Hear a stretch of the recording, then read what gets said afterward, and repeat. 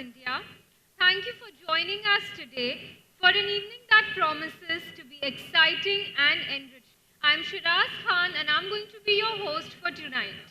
I'd like to begin by telling you a bit about this event. Architects in Interiors India's flagship property design debate is all about taking on contested topics in the field of architecture and design. A phenomenal initiative, Design Debate is a multi-city event where every month we head to an exciting new city. We've conducted 18 editions so far, Delhi being the latest one, and traveled across the country. I mean, it is definitely safe to say that Design Debate is taking design fraternity by storm. A phenomenal initiative indeed. And for our 19th edition, we are visiting a city resting beside the Tapi River in the West Indian state of Gujarat and the commercial center for textiles, Surat. So here we are introducing Design Debate's brand new theme, Aesthetics versus Economics, in the city with the most well-established diamond and textile industry. You will be hearing a lot more about the theme from everyone present here tonight. So I won't take up much more of your time. My humble request to you would be that we have a lot to celebrate here today. Some absolutely brilliant names in the industry will be soon taking on the stage. Let us make sure the applause does not die tonight. To begin with, let me call upon stage Mr. Bibhor Srivastav, Managing Director of ITP Media Group, our leader and the person who launched ITP Media Group in India to deliver the opening address. Sir, please join me. Everybody, please give a huge round of applause. Good evening, ladies and gentlemen. It's an absolute privilege to stand in front of you to talk to the hall full to its capacity. When I stand here, I only see sea of heads, and that is so heartwarming. Well, I don't recollect, maybe about 7 or 8 years, Jignesh knows when I was here, the city has transformed. It has really grown leaps and bounds, and so has the talent. Ladies and gentlemen, the design debate and what you saw in about 3 minutes was to tell you who we are, where do we come from, and what do we do. But at the heart of it, whatever we do, we really stay neutral, we stay credible, we stay meaningful, and we create forums which allows knowledge sharing at the highest level. My team says, we are like 300 plus. I don't want hoteliers, the hotel to listen, otherwise they'll charge me more. But yes, we are like 350 plus, which really shows how much you have really given your love and support to make this evening spectacular and successful. But whatever it happens, you have to work as one cohesive force. And I have to immensely thank Triple ID, Double IA, for joining us and making this evening possible. I have to make 2 very special mentions. My friend, architect Sandeep Shikre. Give him a hand, please. Sandeep, may I request you stand for a minute? This gentleman, his body of work speaks volume. He is grounded, he's rooted, and yet is very affectionate. His work is something that you will die for. What he creates is spaces, happiness, sustainability, and make sure he covers the entire spectrum. So thank you, Sandeep, for making it to this city. Thank you very much. The other gentleman, and I always want to say, nothing is possible unless you have your partners with you. The brands who work tirelessly to understand what is this great design fraternity needs and gives you that cutting edge, the cutting solution, and that's, I want to join me to give a hand for Mr. Mohit Hajela. It will be very shallow for me to say, but I truly look up to him. He represents Jaguar, but more than anything, I have immensely learned because I never knew what is architects. And when I went up to him, he gave a great narration and helped me to understand what is this design fraternity. What is that design fraternity thrives on? So Mohitji, thank you, a transformational leader and some incredible body of work. And I don't want to stand between me, Mohitji, and Sandeep Shikre. Thank you. And I'm sure, like you, I'm also here to learn with you. And I'm really looking forward for an evening of great discussion, debates, and collaboration. Thank you very much. Thank you so much, sir. I would now like to invite on stage Mr. Mohit Hajila, Group Head Business Development, Jaguar Group, to please address the evening. Good evening, Surat. First and foremost, thank you, Bibhor, for getting all of us together. I think today this hall has some of the most creative and structural minds in India. So I think let there be a big round of applause to this fraternity of designers. I think Surat is known beyond gloss and glitter of diamonds to be voted to be second most cleanest city in the country. I'm sure this city would make it to the #1 slot very soon. Absolutely a pleasure to be here, and on behalf of Jaguar Group, I welcome you all. As you know, we value knowledge partnerships, and we very strongly believe that that is the only valued contribution that brands like us can do. We have less to offer, but then again, more from the product offerings what we do. It's absolutely an honor and privilege. We talk about the session today, that is aesthetics versus economics. I have some thoughts which are my pen thoughts, and something which I very profoundly believe coming from this industry.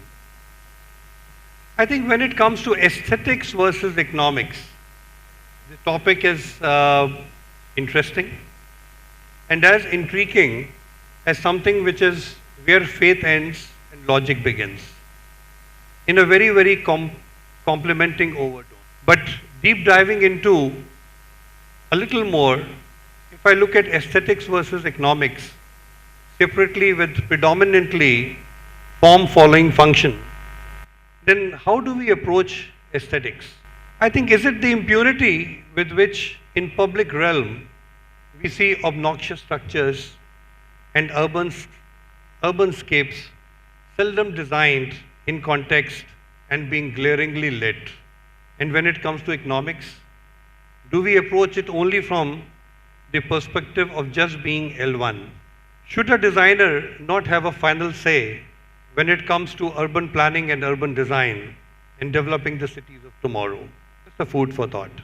My personal belief could be a little different.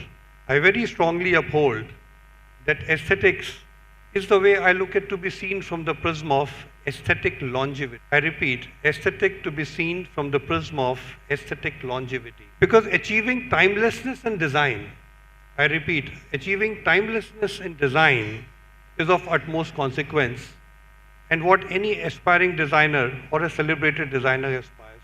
Economics definitely is not L1, but a great design first, delivered high on performance and exacting standards, and preferably frugally engineered. We need sustainability from the perspective of materiality, optimal sourcing, and drawing strong regional design perspective that meets the climate change imperatives. I repeat this again, I think the regional design perspective that meets the climate change imperatives is the order of the day. How successfully we are able to work around creating disaster resilient infrastructure. Sandeep Shikre. I think today all economies are interlinked. We are talking about how we are able to deliver the best in globally interconnected economies.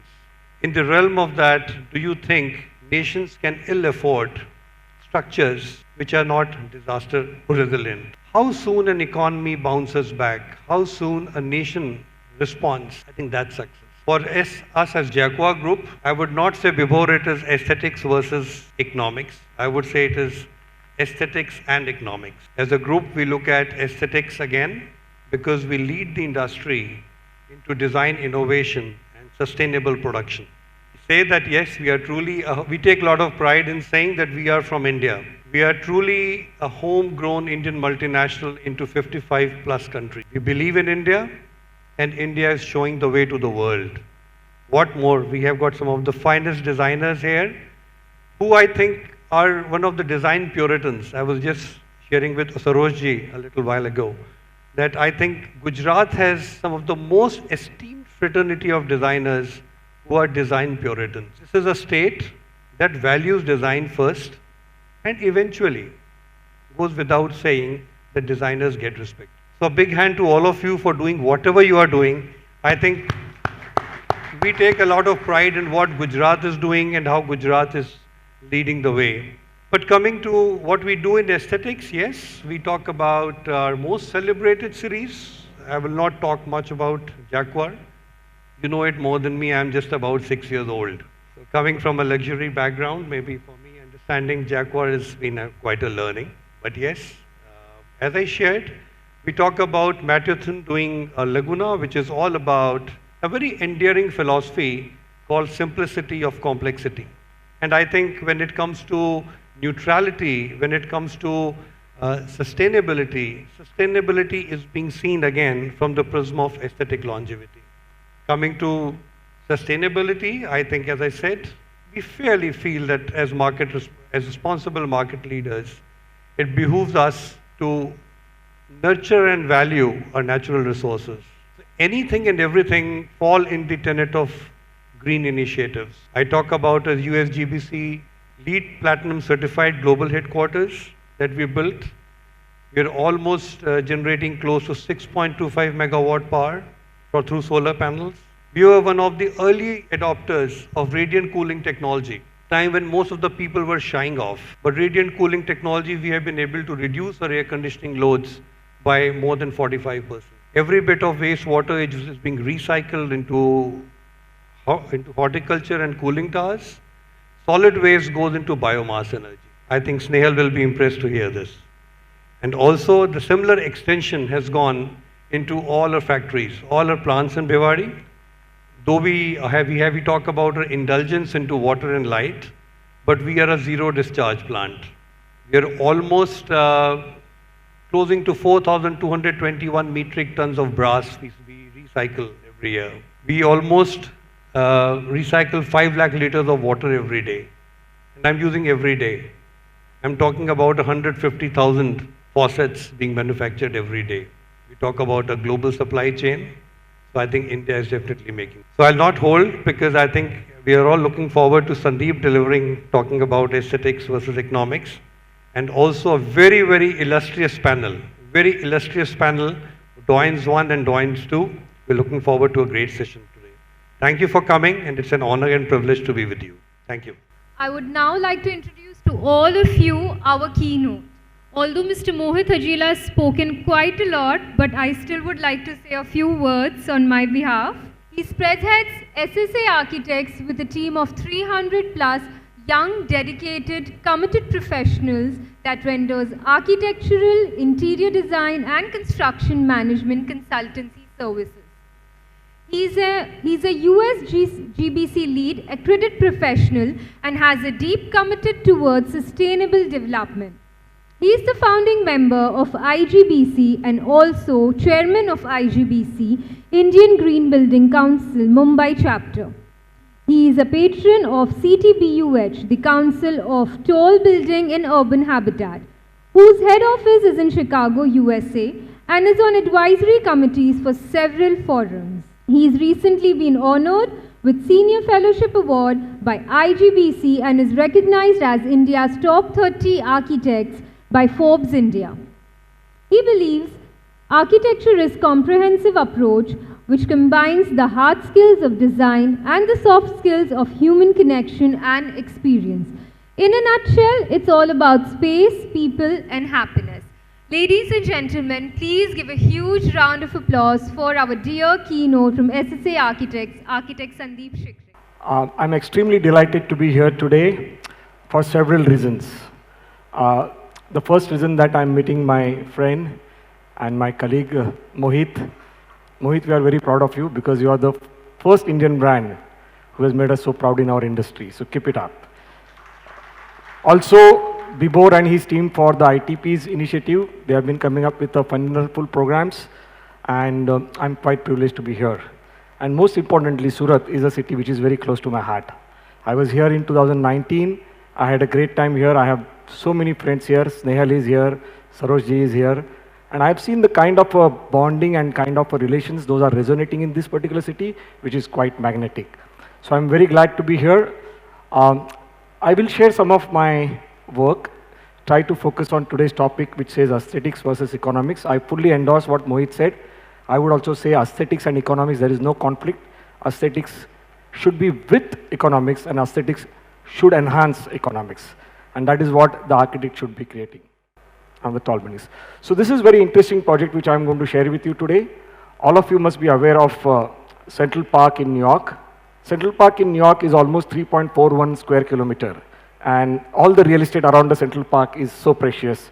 And people have been going tall there because of the FAR increasing, and that also helps to the growth of a economical, what they call as a gross economical growth. So you could see all these buildings up coming up there. We were blessed to get a plot in Mumbai, which is also next to the zoo, which is 60 acre of a zoo. And this is a plot which is just next to the zoo. And this project is called Aranya. Because if you go into this particular project, you have a completely eye-filling, uninterrupted view of a 60 acre of a green space, which is a lung of Mumbai. And that's how we have 3 towers there. First tower is already completed. That has gone 272 meter tall. We have a large parking podium below. So this parking has been a big task for all of us. Every project we do, the parking numbers are so astonishing, 2,000, 3,000 car parking. And that is something which is very tough for an architect to deal with. I have been trying to advocate with our MCGM that we must reduce, we must de-incentivize the larger number of parking as it is done in Singapore and Hong Kong. And I have a urge for all young Gen, don't go after this kind of a crazy parking. That's a lot of embodied carbon, and it's going to become very tough for us to handle in future. So that's the plot relation with the entire Central Park of Mumbai. That's a master plan. We have 3 towers. So we have a hierarchy of a clubhouse being on a ground. There's activity on podium. There are E-decks within the building, and then there is a rooftop. So that's how this 3 towers stands. Very beautiful. On one side you have a ocean view. On one side you have a complete green 60 acre of a view. This is what is the current status. So this is third tallest building in Mumbai. The first tallest building is what I'm going to share with you later on. When we topped up, there was a nice party on the rooftop at 241 meter height. The building is now complete. The first building is complete and it's been handed over. And I was surprised as to, we were thinking, will really people come and buy? But to my surprise, all upper floors were sold first. The 72 floor to floor below, they were sold first. So people are loving to go in the skies, and they like that kind of a thing, which was quite a good learning curve for me. We did it with a lot of heart, conviction, and passion. It looks absolutely awesome. You have an eye-filling view on all your sides. The building is microclimate responsive. It has natural openable windows. You can breathe the air, you can sense the rains, and you have good fun there, and there's a good rooftop on top. So this is a drop-off area at the ground floor. That's the podium. We have to ensure that the podium looks quite biophilic, so we took the opportunity to make the podium very green. So total green footprint also of the building goes quite high. That's the podium top. And we have a nice infinity pool which looks towards the zoo side. There are totally 6 swimming pools which are there. This is all, phase 1 is complete. These are all pictures of the podium top. And there's also a large screens where people can enjoy the soccer finals or the IPL finals. So it's a lot of community space is there. Almost to the extent of 500 to 800 people come on the lawn and enjoy this kind of a digital experience there. And that's a rooftop. This is a rooftop at 258 meter high. Mumbai looks absolutely stunning. I mean, all the rooftops are very good. So we have created a nice lounge there. So all the activities which are quite serene, quiet. There's a wine lounge. There's a nice hospitality deck on top. And the rooftop is also quite stunning on the building top. These are some of the views from the apartments. And we created a show flat. This is actually a picture of a show flat. When you sit in your deck, there's nothing between you and the green zoo. So the first apartment starts at a 48 meter, and you have an absolutely eye-filling view of a zoo over there. You don't feel that you are in the city of Mumbai. There are some of the pictures of the clubhouses. And in a tall building, typically you'll have a layout like this. What you see it in the center, that's actually a core. And in a tall building, the core is very important because your entire lateral force is being taken care by the core. And all that we have are those buildings which we call as a gravity columns and the blades. And that's how the tall building starts. Because once you go above 100, 150 meter, it's not a gravitational force, it's more of a lateral force. We could observe here 6 kPa. wind pressure. 6 kPa is supposed to be extraordinary wind pressure. So the entire building is designed for 7.5 kPa pressure, and the facade of the building is also designed for that kind of a wind load. So we had Nisarga, we had all cyclones, typhoon in Mumbai. This building is standing tall with zero tolerance in terms of its water leakage, in terms of its air turbulence or anything. And these are the balconies which are there at upper floor. So we did the wind analysis. Where the wind is calm, those are the places where the balconies have been given. So at no given time you'll have any wind turbulence that will come in your way. These are the actual pictures of a show flat, which is done on 68th floor. And you could see the glazing that we did. So there is an openable window. There is a fixed window which allows you to have a nice view, but there is a proper openable. A lot of people have a misunderstanding about curtain wall. If you do a curtain wall smartly in a residential building, it's a blessing. Because for such a tall building, you cannot do a concrete, you cannot do a masonry work, you cannot do a plastering. It's humanly impossible. You have to have a facade which is off-site, prefabricated, machine-made, well-tested. That's the reason one must keep it in mind. Glass and sustainability, people feel it's a conflict. I personally feel it's not. If you use the glass smartly, it's a wonderful material for you to use. And this is one of the examples where we could use the systems and overall areas where people can breathe natural air. They don't have to be in a permanently air-conditioned premises. So these are some of the views of a show apartment. That's a pavilion we have on the podium top. So all the amenities, indoor, outdoor games, all the facilities which are recreational, quiet facilities for all age groups which have been provided there. And that's a rooftop.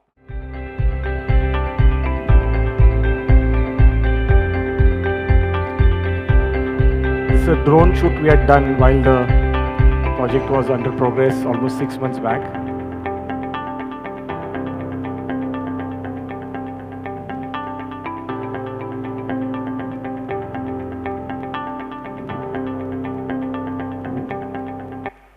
And from the ocean side, you see these towers quite standing tall and iconic, adding to the skyline of Mumbai.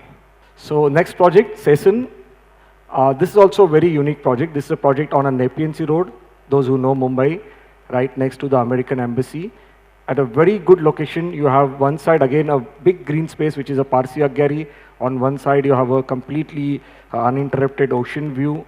This building actually had began 20 years before, where this building was designed to be 24 duplexes, very luxury building. Unfortunately, the building was stopped for some reasons, and the project could revive after almost 20 years. The project came to us with a challenge that the building was designed for 48 floors, and the client wanted to add another 12 floors in the same building, which was designed 20 years back with that kind of a load. You can see this is typically the structure that we do, a framed structure. There's a column, beam, and there's a proper ductility that happens. It was a huge challenge, and this building actually got an award internationally, because what we did there is that we converted the building from 12th duplex. It was built till 117 meter when it came to us, and we could build another 151 meter on top of that. What did we do? Because we couldn't break the building, and that was not required. The self-weight was already done, the foundations were already done. We replaced the entire RCC load to steel. So we converted the entire building to a steel, but it's not as easy as it's sounding to you. It had a lot of wind turmoil and other things. We spent a lot of time, and finally this building is now coming up with 27 duplexes and 2 triplexes. And this is how the plan, which was there originally, where you have this kind of a columns, beam, and the frame structure. We cleaned up all those columns, and we made it like that, where we took the outer columns also in a twin columns. We made them very slim. We opened up the view corridor, and we cleaned up the whole building in terms of its shafts and everything. Of course, the building was very well designed in those days, but now the relevance is totally different. So this is one of the very good example of adaptive reuse and a retrofit that we could do. So these are the interventions that we did, and we have a beautiful duplay, and all side there is a green space looking at the city view, looking at the ocean view, and there's a nice particular, this apartment, penthouse, nestles between it, so it's completely having a shading device, and that's how the plan was done, with the living room having a double height, and so on. That's the total. It's a pencil tower. I mean, it's one of the most slimmest pencil tower that we will have. It's going 321 meter tall, and that is how this whole building has been designed. So while I was in New York for one of the conference, I was at 56 Leonard Street building, and that's also a beautiful building done by Harzon Dimong. So that building, when I went into a terrace, you cannot stand there. So I was talking to the people there, they said you can stand only 25% of the time in the year. So what do you do? So I said the same situation I'm facing here at a little different scale. Just to ensure that people enjoy their terraces, we could do some kind of an interventions. This is the clubhouse and the landscape of a common area. And that's actually a dew play. So we created these wind screens. So these are the wind screens and the sun screens, which will not allow the glare to come on you. These are all motorized. They all work on your handphone. 7.2-meter tall wind screens. They calm down the wind, and you can do them microclimate responsive. We've done the sample of it. It's working perfectly fine, where we could also make the terraces enjoyable for the people. So if not 100%, at least we got that 25% to 70%. Of course, when it's a cyclonic wind, people should not go there, but otherwise they can enjoy it very well. So that's actually the approach that we could do in the building. These are some of the pictures of the show flat. So everywhere you have an eye-filling view, floor-to-ceiling glass, but it is tucked inside, so you do not have a direct exposure to sun and wind and rains. So even you are in a bathroom, whichever part of the house, the view catches you. You are always in touch with the view. That's a deck. And this is an intervention where you could see those circular slabs. We created a metal rail there, and we got these motorized screens, which acts as a weather panel. That's a unitized facade which is there for the main penthouse. And these are the screens which you see there in a red color. They all go behind the column when it's a beautiful day. But when it's a sunny day or when it's a windy day, they all move the way the occupant want it to be moved. And they also take care of the wind pressure that would come on the building. Because it's very tough when you do this kind of intervention for a tall building. The wind pressure may further enhance due to these wind screens, and it will have an adverse impact on the main building. So this particular project failed 3 times in our wind tunnel analysis, but we didn't give up. Finally, at the 4th time, we could crack it with a proper perforations and several technical interventions, and finally, this is going to be like this, where we have this motorized system tucked into every floor level, and that will allow you to have this kind of a wind screens. The building literally goes above cloud. That's the vision from the Bulabai Desai Road, and that's a pencil tower. This is a project I had shared a long time back, but I'm sharing it again because it's now complete in all respect, very close to my heart. This is on a CTBH map, India's tallest mixed-use complex, which is 204 meters. There are so many buildings which are taller than this, but they are all residential. This is mixed-use, today tallest tower in India. Again, a beautiful location. It was earlier Koinur Mill, having a nice ocean view on one side. You can see the typical shape of the plot. So we could identify actually the place which was more conducive for the habitable built environment. And naturally we went up to that tall. So we created a small retail block which acts as a buffer between the hustle and tussle on the road. Then there is an atrium tower and there is a parking tower. So this building is not only serving for the occupant, but there is also 1,200 car parking for the neighboring community. So there are so many things that this building is giving to neighboring community besides having its own captive use. So these were our initial sketches. We had done this rendering which is on a Jantar Mantar. A building would look like a nice depiction of our ancient Indian architecture, Jantar Mantar, with a beacon on top. Then we depicted a sun temple and the microclimate responsive kind of a facade with detailed articulation that we have on our temples. And then there was an expression of a diamond, which is actually the brand of the owners. So finally, after long deliberations, all 3 renderings were great, but people then finally opted to go for a Kohinoor as what you see it on the left-hand side, and we started with the building. This was going to be a tallest 324-meter tall building. We got the civil elevation NOC, and when we started the building, when I had come almost at 30th level, the civil elevation from center chopped off my 100-meter. So what do? I'm at that stage.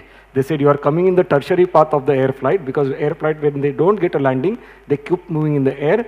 So Mr. Architect, we are very sorry. We are chopping off your 100-meter. Can you believe? 100-meter has been chopped off when we have already reached 27 meter. So we were literally extremely stressed, and such a huge turmoil coming up. So we gave a birth to another tower. So what you see, this east tower is actually a second thought. All that 100-meter which was chopped off from there, I had to put that on my parking garage. My parking garage also had come up. You know, these are the kind of challenges you get when you do a mega project, And as an architect, you should be very smart enough to adapt that. It's totally 2.7 million square foot of a work. This building, which was tall, whatever could be not possible there, we got it on this building. But it has been done so seamlessly that today nobody will say that this was an afterthought. It's been done in that particular way. There is a retail block which is coming up there, and this is how the overall building stands today. So that's the central tower with the retail block below. We have a West Side and a Pantaloon, and we have got a lot of star occupants there. Bastion is coming there on the rooftop now, which is going to be India's flagship restaurant of Bastion, 14,000 square foot of a Bastion. So whenever you come next time, please give me a call and I'll book a table for you over there. It's going to be absolutely stunning. It's got a very beautiful rooftop at that height. So these are some of the pictures after it is complete. So for such a building where every day 8,000 people are coming, there are 12 drop-offs, just like an airport, because you cannot have one drop-off. So we did the actual mock where 42 cars can be parked at one given time, 42 people can get down, and there are 12 entry exits which are there for the people. So it's been simulated before we go live, and it's working perfectly fine. Building is 70% occupied now. That's atrium at the east side. And this is a ZS, which is a exclusive lobby for the rooftop, privileged penthouses and the privileged offices. There's a separate lobby, and there are two elevators which go at a 9 meter per second, which is the fastest elevator in India, and they go to the rooftop. These are some of the pictures of the atrium. And every alternate floor, we have a sky garden. This sky garden has the biophilic plants, which actually filters the return air of the air conditioning, which is called biofiltering, which is working perfectly fine. So that's how the sky lounges are there on every alternate floor after 16th floor. And that's how the tall building again works. The core is in the center. You have all peripheral area, which are gravity columns. So 14,000 square foot of area with no column, no beam. So that's the core, which is in the center, and that's the area which is around. So the core takes care of everything. We have low-rise, mid-rise, high-rise elevators, fire escape elevators, egress, and so you have all the office suites where there is no structural member coming in your view corridor. This is the actual show office, which is done on the 47th floor. You have a beautiful view of a Worli ceiling on Barna, Worli ceiling on one side and city on other side. There's some of the offices which our interior team did. They have come up pretty good. And that's how the services are placed. All these services which are plumbing, HVAC, electrical, FHC, your fire escape route, they're all accessible for every occupant at their own level. We have low-rise, mid-rise, and high-rise elevators. In tall building, always you don't have a single stack for the elevators. You have to distribute them as per the height of the building. That's what has been done here, and it works like this. So we have low-rise, mid-rise, mid-high-rise, high-rise, and super high-rise. So there are totally 46 elevators and 12 escalators of a different kind of a meter per second. So it's a very intricate science because you have to take every day 8,000 people are coming and going. So we did something called transit management, where if Mohit is coming, the turnstile will recognize Mohit on his smartphone, the turnstile will open. They know Mohit's car parking is on 4th floor. By the time he goes to the 4th floor, all turnstiles are open. He parks his car, the lift is waiting for him at 4th floor. And it takes him to his 42nd floor. So everything happened as a transit management. You save at least 3 to 4 minutes per person. Imagine 10,000 people into 4 minutes, how much of a national wealth is saved. You feel like a James Bond where you come, there's no human intervention and you go to your office suite very fast. That's what has been working there pretty good. And when you do this kind of a high density, high rise projects, you need to have a lot of integration of a digital intelligence into it to improve the efficiency, to improve the life and fire safety, and to also improve the energy efficiency. So the building has a heliport on top. We did this in a Revit, one of the very complicated shape that we had to do it on top, but it's 100% compliant with international standards. The heliport is there. We don't have a permission, but the minute the aviation department will open the permission, this will be one of the first heliport that will be in action. Those are the views that you have from the upper floors. East side. This is east side of Mumbai is also very beautiful. This is on the southwest side. These are the snapshots of the building. The second tower is a residential tower which has a clubhouse on a 14th floor. So it has a separate entry exit, totally secluded. There are 6 apartments per floor. Again, the core is in the center. Each apartment has a beautiful view on all the sides. So it's a 4.2 meter of a height, and you have a good view of the surrounding. There are nice decks at alternate floor, which again allows you to look at the ocean front. And there's a clubhouse on a 14th floor, which is half an acre of a clubhouse, which is on a 14th floor, above the parking garage that has an infinity pool and a lot of recreational facilities. And what we did, we created the energy center which is outside the building. So the entire energy center where my transformer, DG sets, cooling towers, chillers, everything is away from the building, which is in a 13-story building. And we created a tunnel. So that tunnel actually gives the stacks for the plumbing, firefighting, HVAC, electrical, AV, everything. So anytime we want to do any engineering upgradation, nobody would come inside the building. There's an independent building which can be accessed independently from the road, which is a service road on one side. And that's how the entire life cycle of this building will work. So these are all sustainable parameters. We are aiming for a goal, lot of functions, lot of interventions with the students of architecture, fraternity of architecture. This is again a team from Surat, which had come there. We had a great time with them. And we also had a CTBH walk, where people could travel on the 52nd floor, so against the gravity. That was also quite a big thing. Just show you a film of this.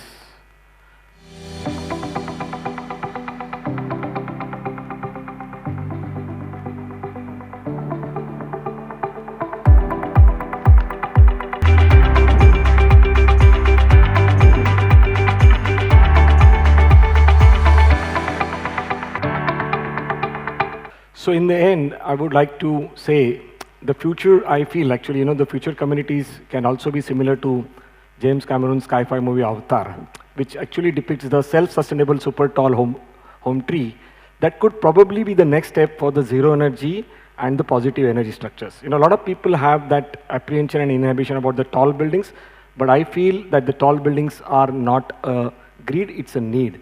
Where the skyscrapers will sustain the neighboring community by reducing the eco footprint, reduce the energy consumption, reducing the travel impact, reducing land use, increasing vertical density, and maintaining the farm and forest land.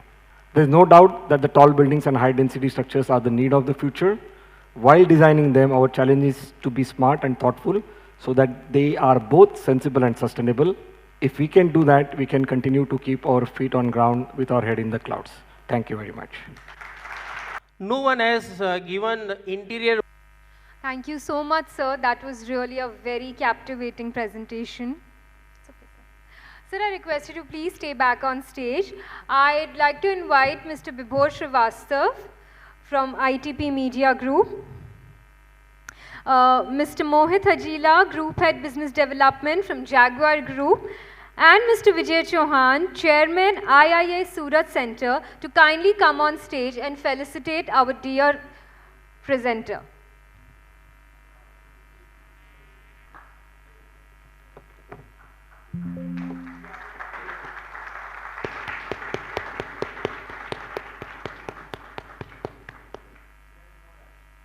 Now, before we dwell further into the evening, we have a very special message from MRF. I'd like to invite Mr. Harish P. Patel, Regional Sales Manager, MRF, to kindly come on stage to present about this incredible brand, Vapicure Paints by MRF. Good evening, all panel members and all seniors.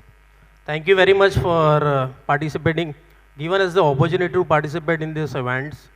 And really, we thanks to all of you who are using our products since a long time. Just have a quick introductions and our products range which we have in the portfolio. Warranty period which we are giving right now.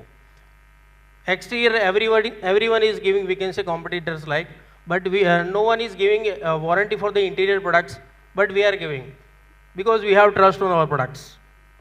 Then slightly we can say second product, that is premium one. These are we can say lower premium one. That is Altura. Altura, which is used for interior and exterior, both the surfaces. All the, we can say, this is interior and exterior emulsion. There are 1000 shades, more than 1000 shades are available. Altura Shine is also there. People who wants, we can say, shine, more shine, then there is a product is available. It's a washable. Again, there is a 5 years performance warranty is there for interior as well as exteriors. For economical class customer, we have Visa products which last for 3 years for interior and exterior. Again, there is a, 2 classes, we can say Visa and Visa Shine is there in the market. Every product we have eco-friendly products. I am talking about the exterior economical products is a campus. For more bigger projects, all the people are using this project, we can say economical products. There is a 900 plus shades are available. It's highly durable, it's washable and stain resistant. Recently, we have launched Aquafresh Dam Guard, which is mostly we can say used for exterior. One coat painting contractors applying one coat of these products and two coats of finished products for the exterior we can say, for water repellency and fungus and everything. This is a strong adhesion and high durable. It's a washable and stain resistant. DFT is we can say 75 to 80 microns and 0.5 crack binding abilities are there, and it's elastomeric products. Of course, it is eco-friendly products. For a primer category, these are the inter emulsion, extra emulsion which I have talked about. For the primer category, we have Aqua Fresh primers, which is PU based. No one competitor are manufacturing PU products, PU based products, which we have in the market, which will last a longer time in the market. We have Altura 2-in-1 primer, and we have a Cello primer, which we have recently launched, which is mainly launched for the bigger projects. There is no we can say separate primer we use for interior and exterior. It's a 2-in-1. For solvent base, we have 3 category primers. One is ST primer, solvent based primer is mostly used in Surat for interior purpose. Then they are applying finished products for interior. So we have that products.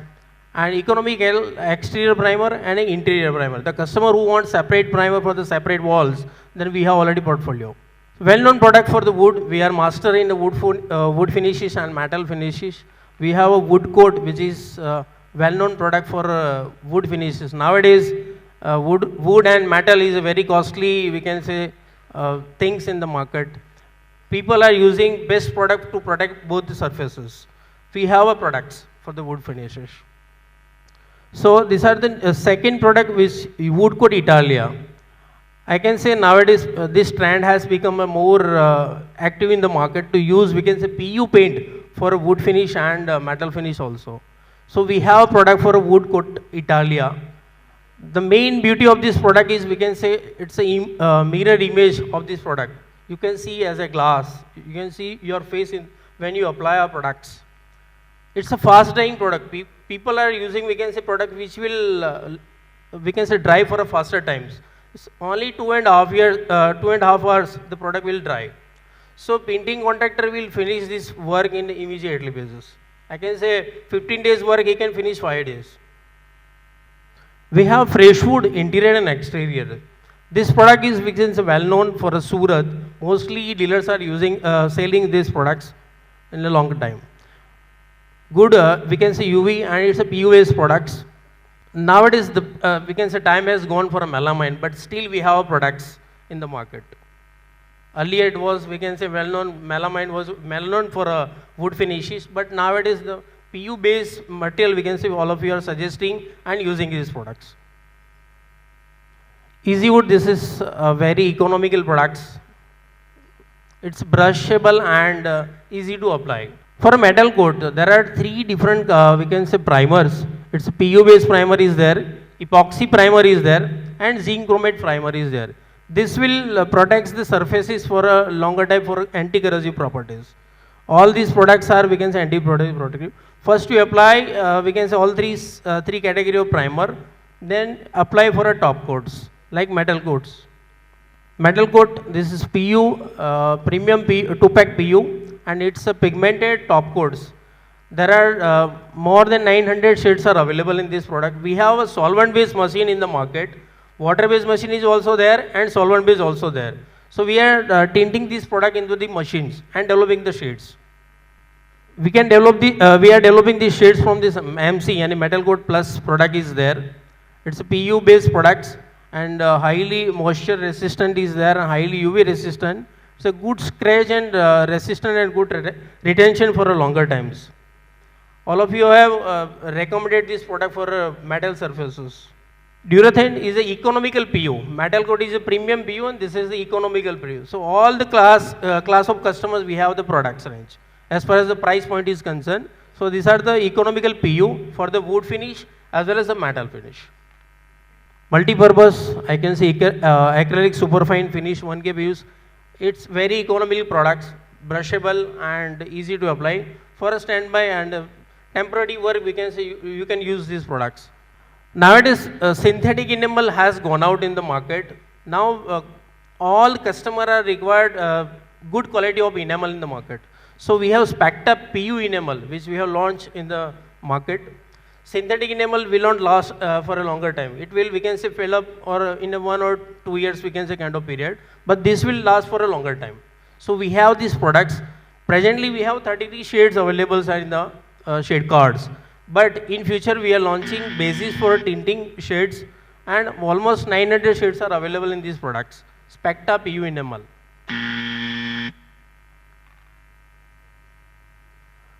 The products which we have launched 4 years back, that is Zameen. Zameen is a 2K PU floor paint. Already samples are available in this, we can say trial. It's a 2K product which is applied on the, we can say, pivot blocks. Mostly in a car parking, people are using for this product. Even in a terrace, people are using these products. It's a good abrasive resistant, highly UV resistant, and it's a 4 years warranty kind of period. 4 years warranty we are giving in these products, so it will last for a longer times. It's a solvent based product which we are recommended for these surfaces.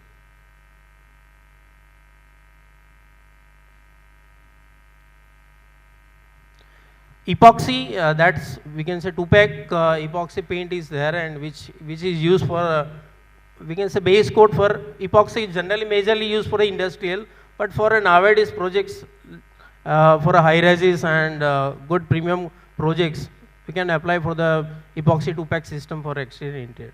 There are 13 shades are available, running shades, black, white, golden, yellow kind of thing. Aqua Fresh Cool, which is used in a terrace nowadays. People are mostly, we can say, worried about the terrace, leakages and seepages. So we have the solution of these products.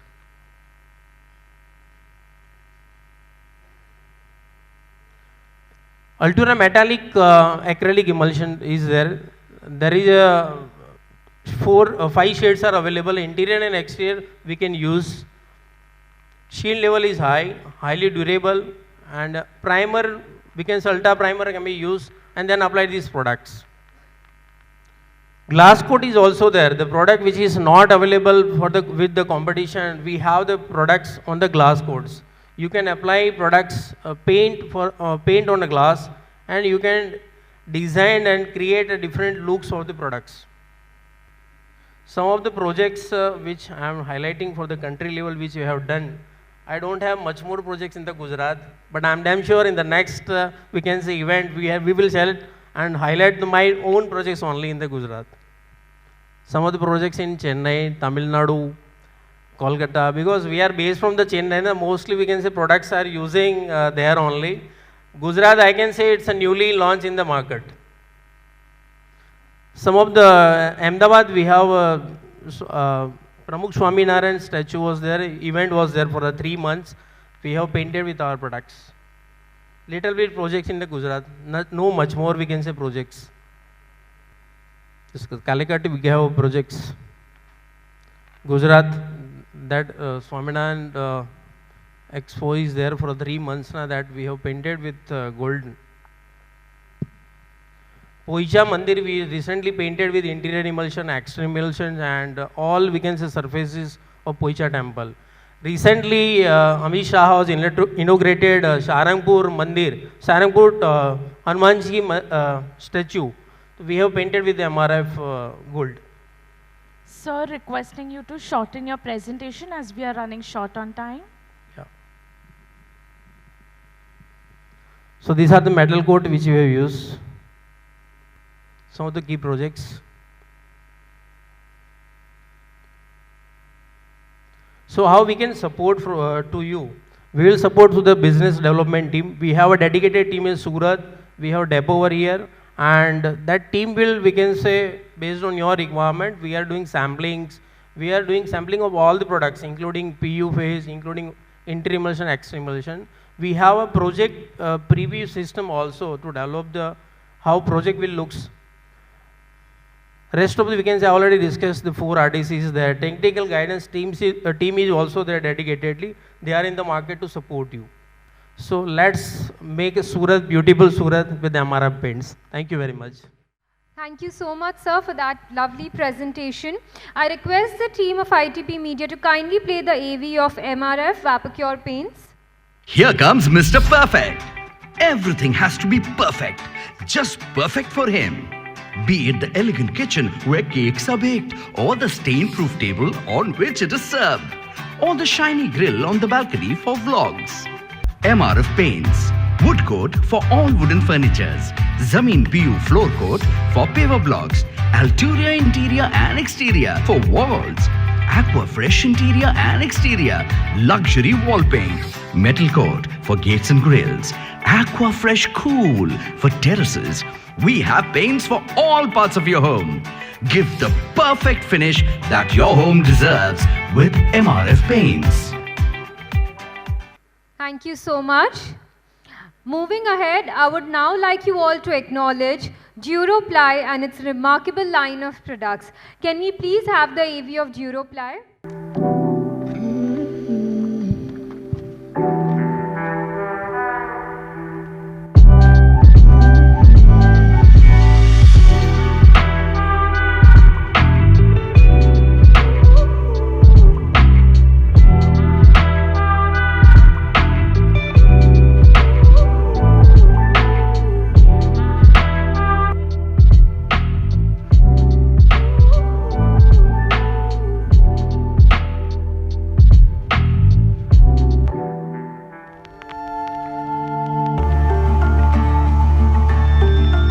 I would now like to introduce to all of you the curator for today, who shall also be moderating both the panels of the sessions. He is a versatile professional with expertise in design, entrepreneurship and teaching. He earned his architecture degree and urban design post-graduation from CEPT University, where he received multiple gold medals for his academic excellence. He also studied at the TU Delft in the Netherlands as a part of a student exchange program which broadened his thinking about diverse cultures and innovative approaches. In 2002, he co-founded S-Team with his college friend and wife, architect Saloni Shah.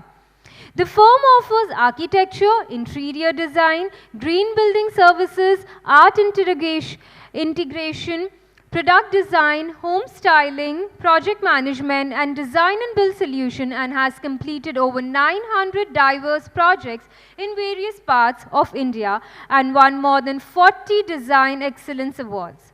His commitment to excellence in design is rooted in his belief that designers have a significant responsibility towards the planet.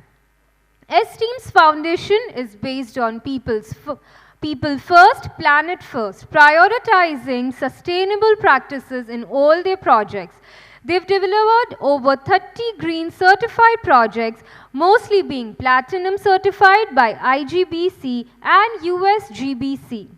He founded the IGBC's Surat chapter and served as its chairman and co-chairman for 6 years, leading to S-Team receiving the Green Champions Award from IGBC in 2021. He's also a founding partner of Urban Initiatives, which works on city-level urban design and planning projects. He co-founded the first co-working business in Surat, EcoVec, in 2018, which now has 3 facilities across the city. Apart from his professional pursuits, he has diverse interests like playing drums, tennis, and reading books on self-help. He has even edited a book titled Aging Gracefully and wishes to write more about his experience in future. In conclusion, he is a passionate designer, dynamic entrepreneur, and sincere teacher committed to excellence and in design and sustainable practices. His unique partnership model firm, S-Team, has completed over 900 diverse projects across India and has won more than 40 design excellence awards. He diverse range of interest, along with his commitment of imparting adaptability and compassion to the new generation. making him a rare combination of skills and passion. Ladies and gentlemen, please give a huge round of applause for our curator for the Surat edition, who shall also moderate our panels, architect Snehal Shah. Right, so I know my task is going to keep you waiting, keep between you and your dinner. So it's already 8, so we have a choice to make. We'll of course try to be precise and to the spot. And one disclaimer, very interesting topic. But as Mohitji said and as Sandeep also reiterated, there cannot be aesthetics versus economics. So it is going to be aesthetics and economics. So there is not going to be any debate today. Instead, so we'd like to use this wonderful opportunity by ITP Media to bring out knowledge, what everybody believes sitting in this hall out here. And trust me, we have a lot of programs where we share the works. But this is one of the very few occasions where we get an opportunity to know what the fellow faculty, fellow professional is thinking about. So thank you so much for that, making this happen. I cannot start without wishing one of the wonderful architects a very happy birthday.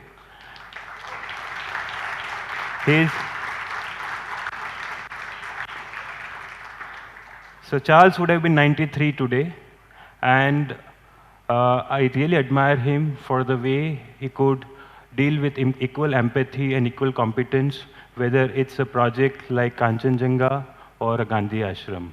Where is the question of aesthetics versus economics? Nonetheless, the topic is aesthetics and economics. So a lot of questions come to my mind. Are they equally important? Are they same? Or are they different?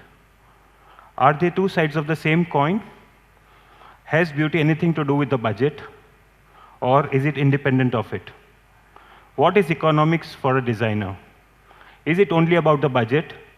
Or does it include so many other rationalities of the profession that hinder the unleashing of the amazing creations?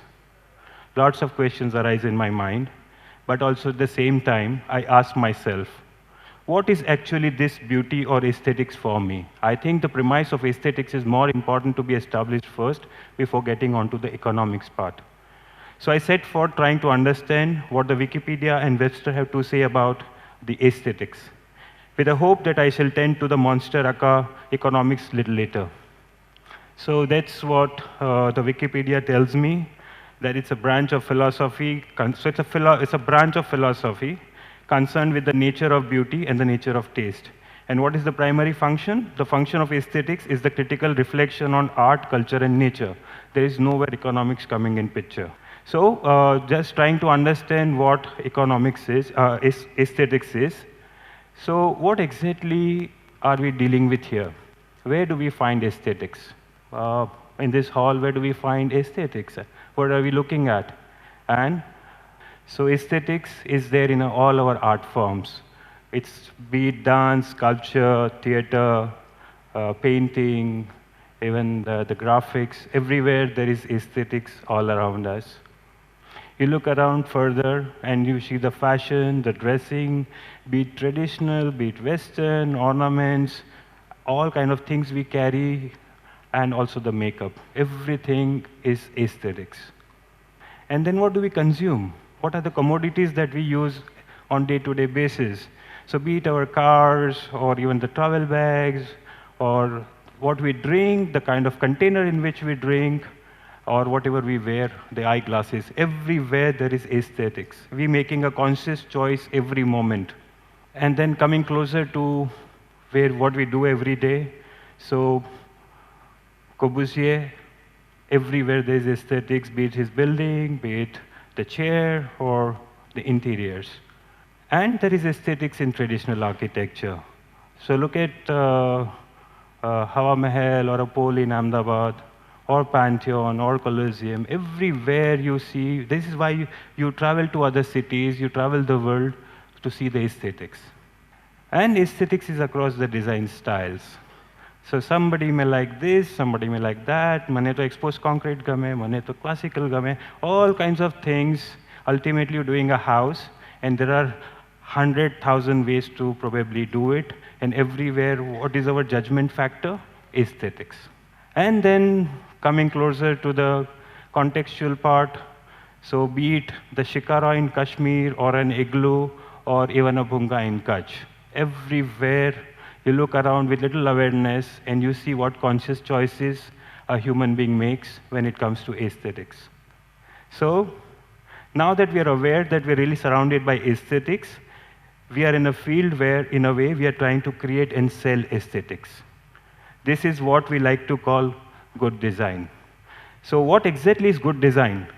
Thankfully, we live in a subjective world, and hence there are so many answers to this. So when we talk about good design, is it the splendor of a Taj Mahal built for a person who is no more? Or a wonderful, flexible office full of daylight where you like to work every day? Is good design timeless? That's what we learned all the while.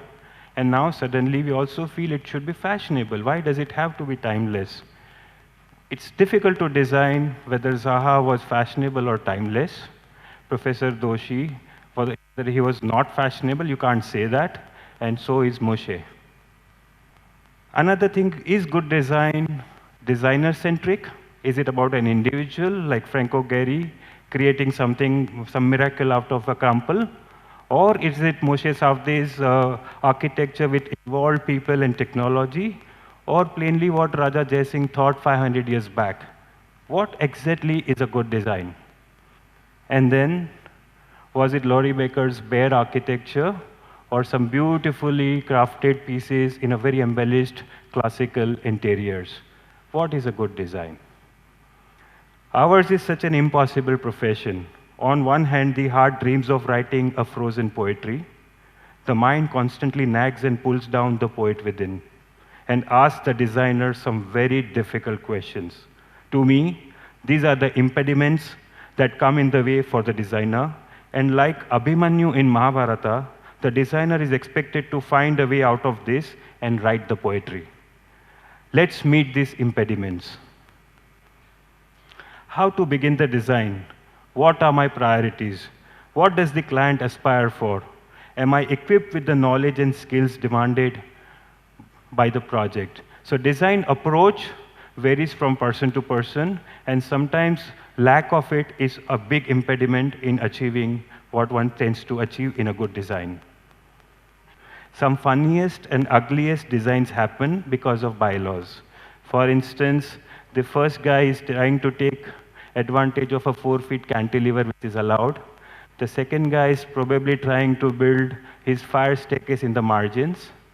And the third guy is more about aesthetics and doesn't care if the balcony can be used or not. And look at what the bylaws permit on the last image. So if these bylaws are really useless, or are they constructive, I don't know. The best things in life are free. The mind constantly struggles to make sense out of this. Do you agree? Business model. Are we into the business of design? Is the creative soul of the designer really equipped to handle a business? The insecurities within often compels designers to work at fees that are not non-viable, and then what suffers is the final creation. Do you agree?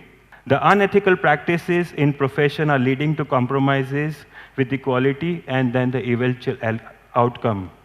Ask yourself, do you agree? And of course, technology. In India, we do not use a mobile phone which is 5 years old. Neither we use a car which is 10 years old. But still, in the college, we all teach Mackay to the students, building construction by Mackay, which was written and published in 1945. How the hell is this okay for a good design? And this is the outcome of the impediments. The results of this impediment is often something like this. time or the other in our career. And with this, I would like to introduce to you our first set of panelists, the Surat Next Gen. So how we're going to do this is that I'm going to introduce all of you first. I would request you to step up on the stage when your name is called. And I would like to have all of you here by the time I am finished introducing all of you. Okay. So these are some wonderful talents of the city who have accomplished a lot in just a few years of professional practice.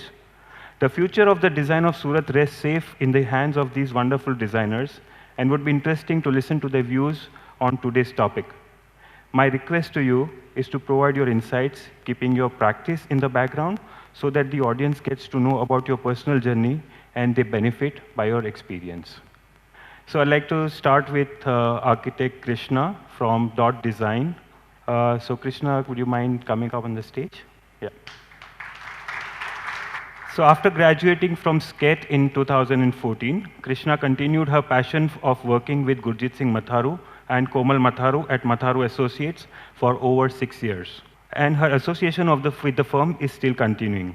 In 2017, she co-founded DOT, a cross-disciplinary design studio that specializes in delivering design solutions in architecture, interior architecture, and products through exploring spatial forms along with material physics to bring forth experiences unique into a specific brief. Besides practice, she's actively involved academically both in architecture and design schools, where her core interest is exploring spaces from the perspective of its interiority. Let's have a look at what she's done. I'm going to show some variety of works that she's worked on. So that's a beautiful apartment in Bombay that she's done. This one. If I may reveal the name. So that belongs to the very famous nutritionist Rujuta Devekar. That's another space in Surat.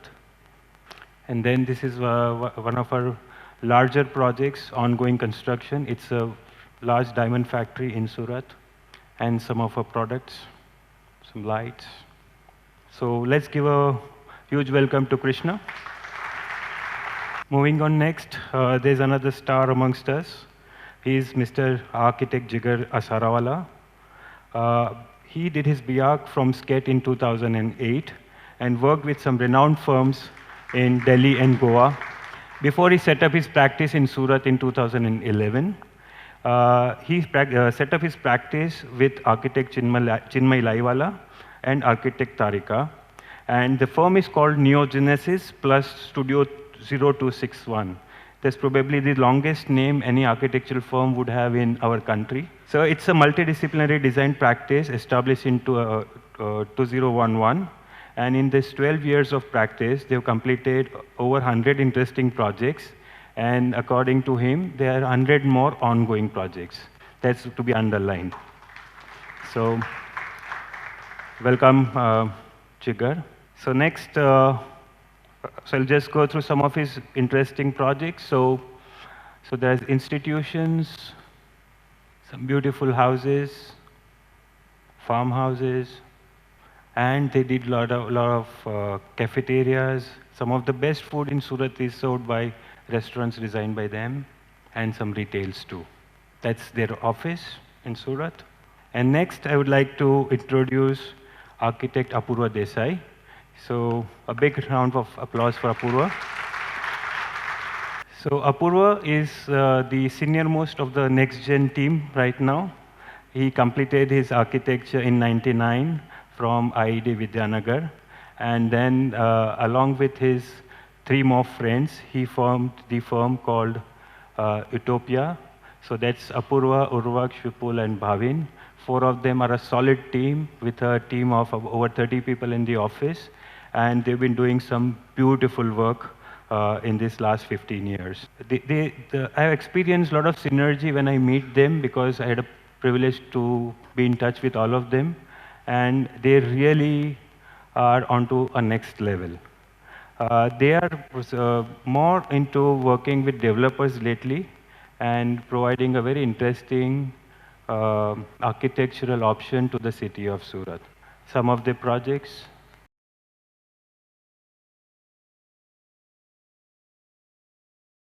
So a lot of real estate projects. And the one on the right, which you see, is an office for a developer, which is really won a lot of awards, and it's a very beautiful office. I've been there. A big round of applause, friends, for Apurva.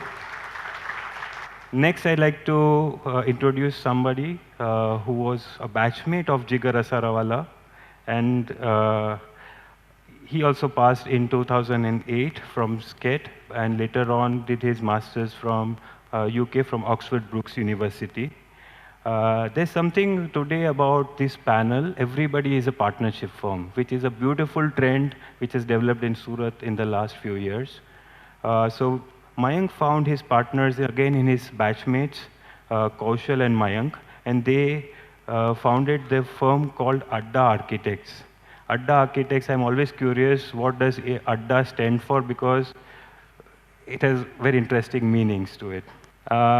Their prime field of work is residential and commercial real estate development, but have also designed quite a few mesmerizing institutional projects and interiors. Mayank's personal strength lies in handling planning of institutes, residences, and private interior projects. Please put your hands together for Mayank. Let's have a look at some of their works. So as this diagram says, they're also working a lot with the real estate developers. There you go.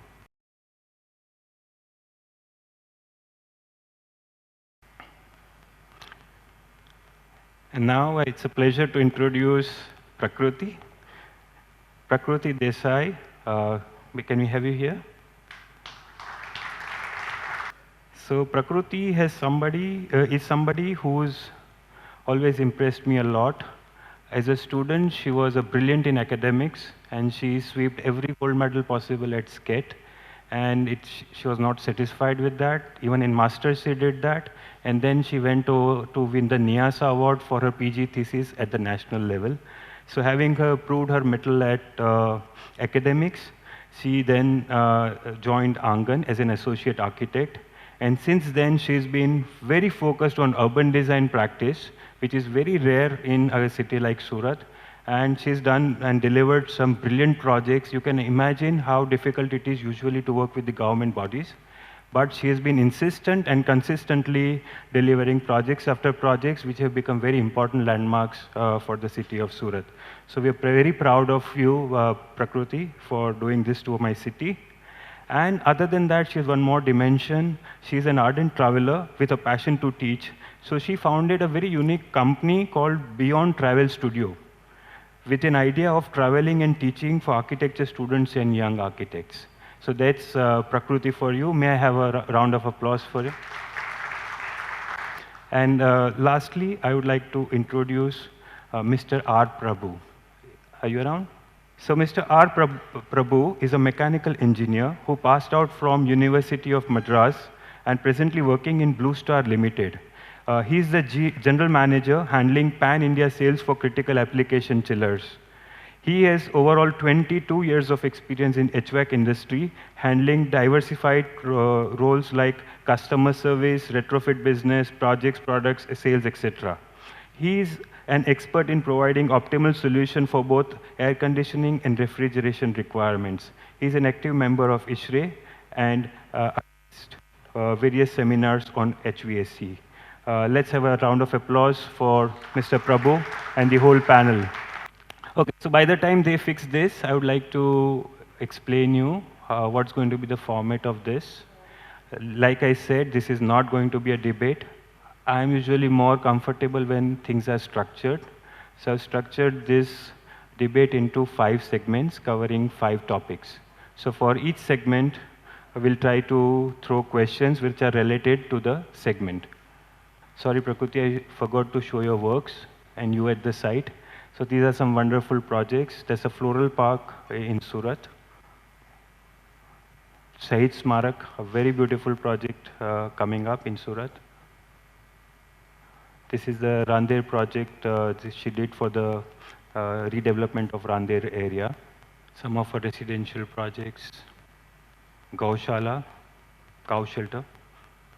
So may I invite all of you to take your seat? I hope I'm able to sit. So most of them I have been a teacher too. So please do not get overwhelmed if I ask you questions. This is not your class. So without wasting more time, just like I said, we'll go to the first segment. And the first segment is about the design approach. So when it comes to design approach, it's going to be simple, plain questions directed to a particular person. There is no, you cannot pass your question. But if somebody wants to add something to it, please feel free to do that. Okay. So Prakriti, like I promised, the first one is for you. So you're working a lot for the city. So when discussing the image of a city, we usually think it very visually. What do you think defines the aesthetics of architecture of our city, Surat? So I would like to start with defining aesthetics. So talking about aesthetics, a very simple way to talk about it, that it is an expression of art. And while we design projects for Surat city, for the public sector, the idea is to how to make this expression of art or the expression of beauty more approachable and more accessible to people, right? It should not be something which is exclusive to the rich or which belongs just for those who can afford it, but the whole intention is to make this idea of good aesthetics and good experience that the good aesthetics offer make more approachable to the people. So next one is for Mayank and Apurva. Either of you can start first.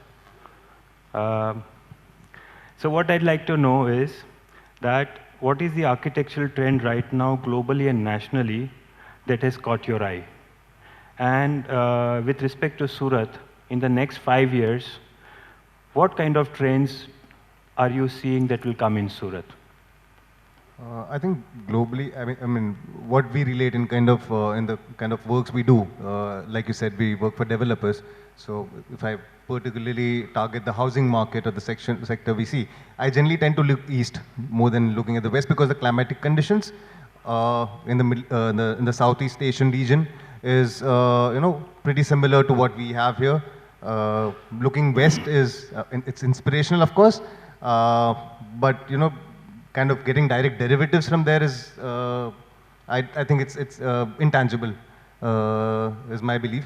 So yeah, what you probably see in Singapore or in Thailand and on those countries, we would actually have the opportunity to work with consultants from those countries, and the way they approach buildings, because we've all traveled like Singapore, Hong Kong. We see housing there, we see housing here, and we see a vast difference. Especially in Surat, Mr. Shukre presented some amazing buildings which are at par or even better. But in a second-tier city like Surat, we still have leaps and bounces to go. So just to kind of collaborate with these kind of consultants, see the way they approach a building. It's not about what you see on plans and what it's the entire the flow of traffic, the feel. It's like a holistic approach. So we just working with like landscape consultants, but the kind of value addition they bring in, I think they will change the scenario and this, the kind of perspective of housing that we have in the city. You mean to say there will be much bigger role of landscape in Surat's architecture in the coming times? Is that what you mean? Not only that, it's just that the kind of impression they leave on us when you work with them. I think we will also kind of be inspired to bring in a little more than what we do today. So of course, yes, landscape is going to be important, integral. But I think the buildings we make it's like a challenge for us to kind of stay balanced with the landscape that you're going to get delivered. So it's, yeah, we have to be up for that challenge, and let's hope we get better buildings and better landscape to see in the future. Thank you. Mayank, what's your take? I would like to just add few things in the same line what Apurva has said. I think Surat is moving towards an experience-driven architecture, specifically in real estate. So all the, I think, developers as well as the architects like us who is working for developers are working more for an experience-driven architecture, like to give a more like feel for the users rather than just an good-looking building. Rather, we are more working for a good good service as well as and a good experience building. So I think in coming days it will be more enhanced, and I think it is good that it should be enhanced in the same manner. So I think the next trend in the next 5 years, I think we will working more for the good experience in the architecture or in the real estate, I guess. So better spatial experience and better resolved services. Is that what you mean? Definitely. Because better service is always a Yes. good experience, I guess. Yes. And today we learned a few lessons from Sandeep's presentation also. Definitely. With the different kinds of lifts catering to different kind of things. So we got to gear up for the high rises. So continuing with both of you again, I have one more question for you. If good architecture is about people and the relationship with the space, how do you address finance in it? Where does it fit in? I think in the first discussion, I think my first I will kind of like to tell you what aesthetics means to me. I mean, what is I think we're discussing aesthetics versus and economics. So to me, aesthetics is it has two aspects. One is tangible, the other is intangible. The tangible part of aesthetics you can relate to economics or finances that we're talking about. The intangible part is something that every architect can do without economics. So, so if you see a building, there are times you can explain, you like the massing, you like this particular element, but then there's this feeling you get. I think that's the intangible part. That only comes, it's like an experience that you create. So if you can balance that, you kind of get the right, I think, what was, I think there's one question that what is a good design? I think a good design is a good mix of tangible and intangible aesthetics. Right. So, but how do you address finance in your personal design process? As in finance? When you're designing a project, let us say, for a developer, and of course there are financial constraints. So how do you control your creativity, or do you really control? Is there a background of finance, budget, etc. coming into the picture? Yeah, I think it's about what segment you're designing for, like the lower, like we've all studied housing, it's like the LIG, the MIG, or the upper income group. So based on that, the finances, the developer would probably release that kind of finances to make the project functional. So yeah, and eventually that's the tangible part of aesthetics that it'll touch. You might, like, one of the projects we've done a bit of cladding. You could do that in the higher income group housing. You'd not probably be able to do that in a 2-3 bedroom apartment, but affordability is going to be, of question. Yeah. Mayank? I think, see, real estate is the best example, I guess, where aesthetics and finance and economics goes very well hand in hand. Without working a good economics, you cannot survive a good real estate. So I guess it always is hand in hand, and like whenever you get a real estate project, like it's a good puzzle to solve, as I say. So solving a good planning as well as a good aesthetics, but keeping the best finance in the back in mind, because if the finance works, all the kind of aesthetics and plannings works for the real estate particularly. So I guess real estate is the best example for to where aesthetics and economics goes hand in hand. Yep, that's well said. Thank you, Mayank. So moving from real estate to beautifully crafted spaces, I want to ask Jigar Asarawala. So when it comes to interior design, there is a dearth of information available on internet like Pinterest or House or so on and so forth. Do you think they help evolve the sense of aesthetics, or they provide a quick fix solutions to fix a project? It is, I think, both ways true, because in present day where we are every day bombarded with images, so sometimes it's a tool that you use to explain and convey your design. Secondly, it is also, you can hear. Secondly, it also, takes away sometimes your own line of action, because whatever you see, you might imbibe a few things of it. So me and Tarika, we started, like we went off the social media since last 1.5 years just to experiment. Wow. And recently we even chopped off internet from the office. We just have 2 pieces that are used for emails and this, that. So we are trying that, but yeah, it's both a curse and boon at the same time. It sometimes helps, but most of the time the clients are, they are too much prepared with their own vision there that they make you lose your own way and push certain things unnecessarily. So yeah. I can totally empathize. Anybody else wants to add to this? Anyone? I'm sure you all must be facing this. Okay, yeah. So Krishna, this one is for you. Is aesthetics an outcome of the process, or is it a preconceived decision? Form follows function, or forms follows feelings? What are the factors in the practice which force you or guide you towards making your design decisions? So with us, I think all our process is very, very client-based. Just for example, if I would just want to go back to the first picture that we saw with all concrete walls, the first conversation that we had with the client there was, we sit in the office that you've designed, right? It's full concrete. So there's a concrete wall behind us, and the client says, that is something that we don't want. And we're like, okay, fine, we'll not do that. And we just don't do that, so that's okay. And slowly, slowly it did happen that it was not us, but they who introduced the material slowly into the house, and we said, okay, we do just like 4 walls with concrete if you want. And then the entire house is nothing but cementatious. So for us, the aesthetics are driven by clients, their vision, and functions, of course, yes. Nice. So, moving to the last question of the segment. This is open to all, including to Mr. Prabhu.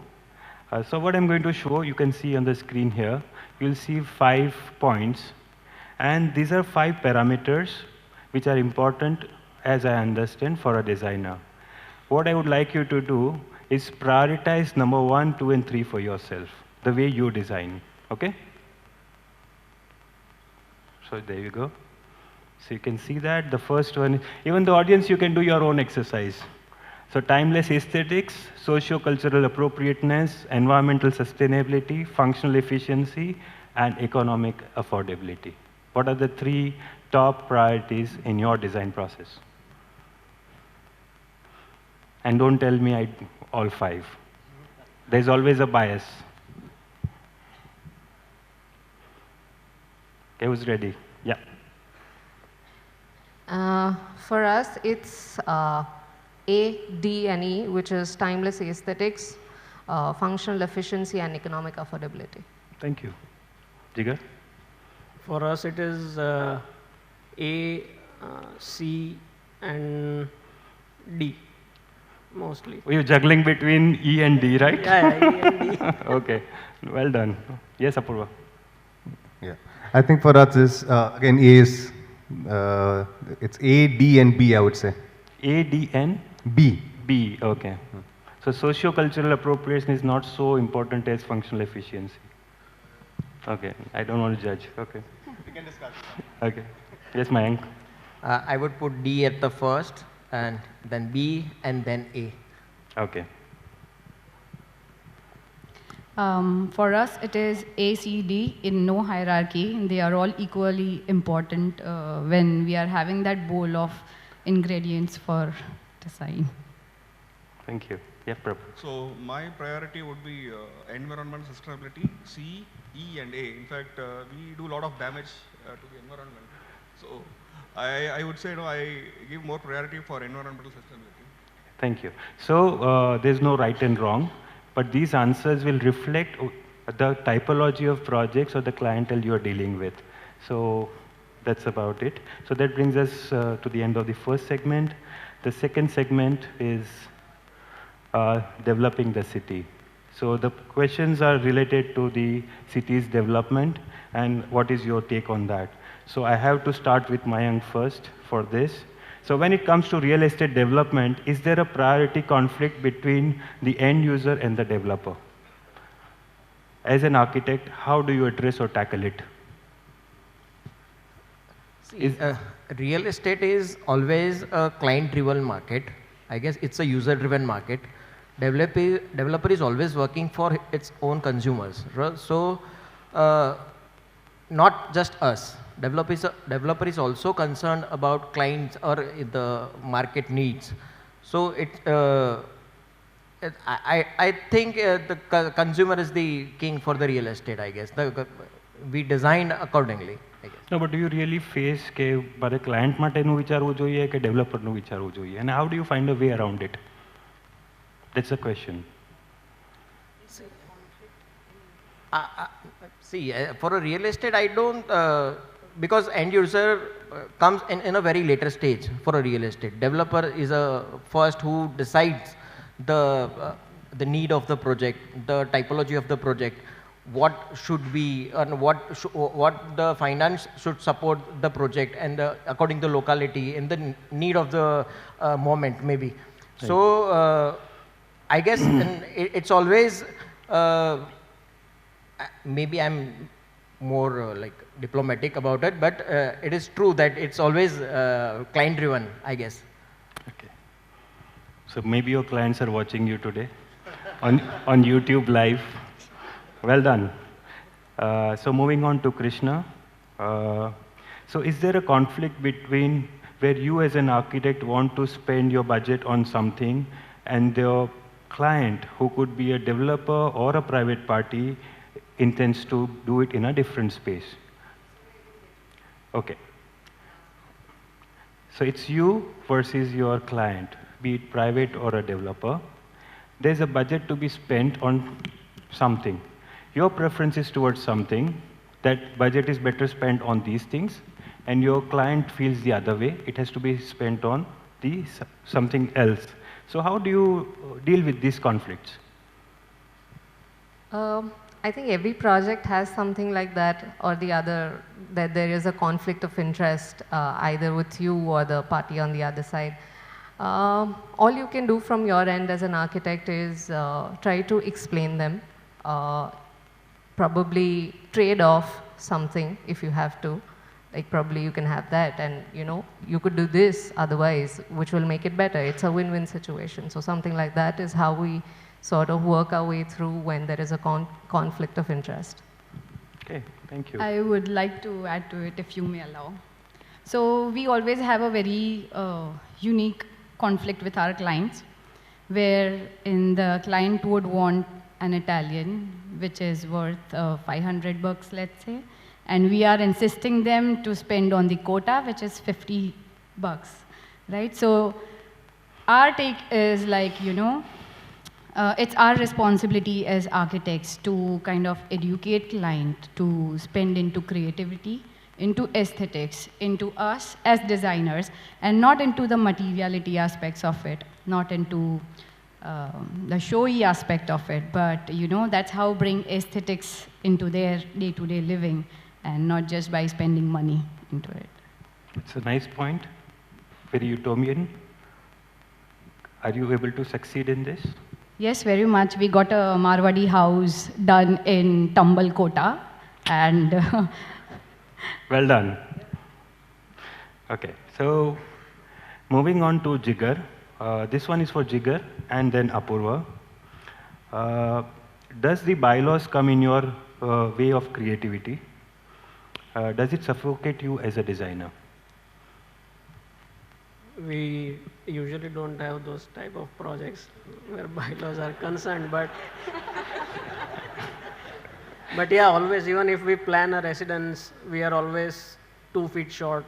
It can be 50 square yards, it can be 500 square yard, and it can be 5,000 square yard. We are always 2 feet short. So you always, as a designer, you feel that a little looser space would have done the trick. But I think that's the way it should be, because without bylaws, I think it would go all haywire. So it is important to have something to bind. But otherwise, yeah, it's always 2 feet less. Nice one. Apurva? Yeah, it does tie us up. A lot of times, right now we have restrictions with the airport.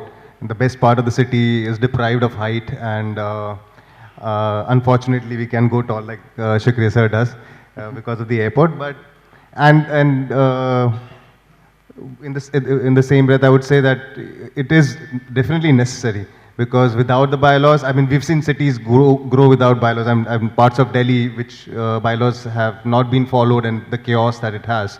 So yeah, for the urban network to work, the bylaws are important. I just believe that if there is this gap that is given, or and like I think with the airport you can appeal for an extra height if you're so if you could go to the authority and appeal, to let you off certain aspects of the bylaws, by which you could probably deliver something better, which is also better for the city and the project as well. I mean, if that is possible, it could be a good balance between the restrictions we have with the bylaws and yeah. I think a lot of countries have that. You could go to the authorities and tell them that this is how you want the building to function. You're not allowed to connect the building on the 18th floor, but this is what we are trying to achieve, and probably a small jury or a discussion that could help us convince them, and if that's a possibility, that would be nice. Yeah.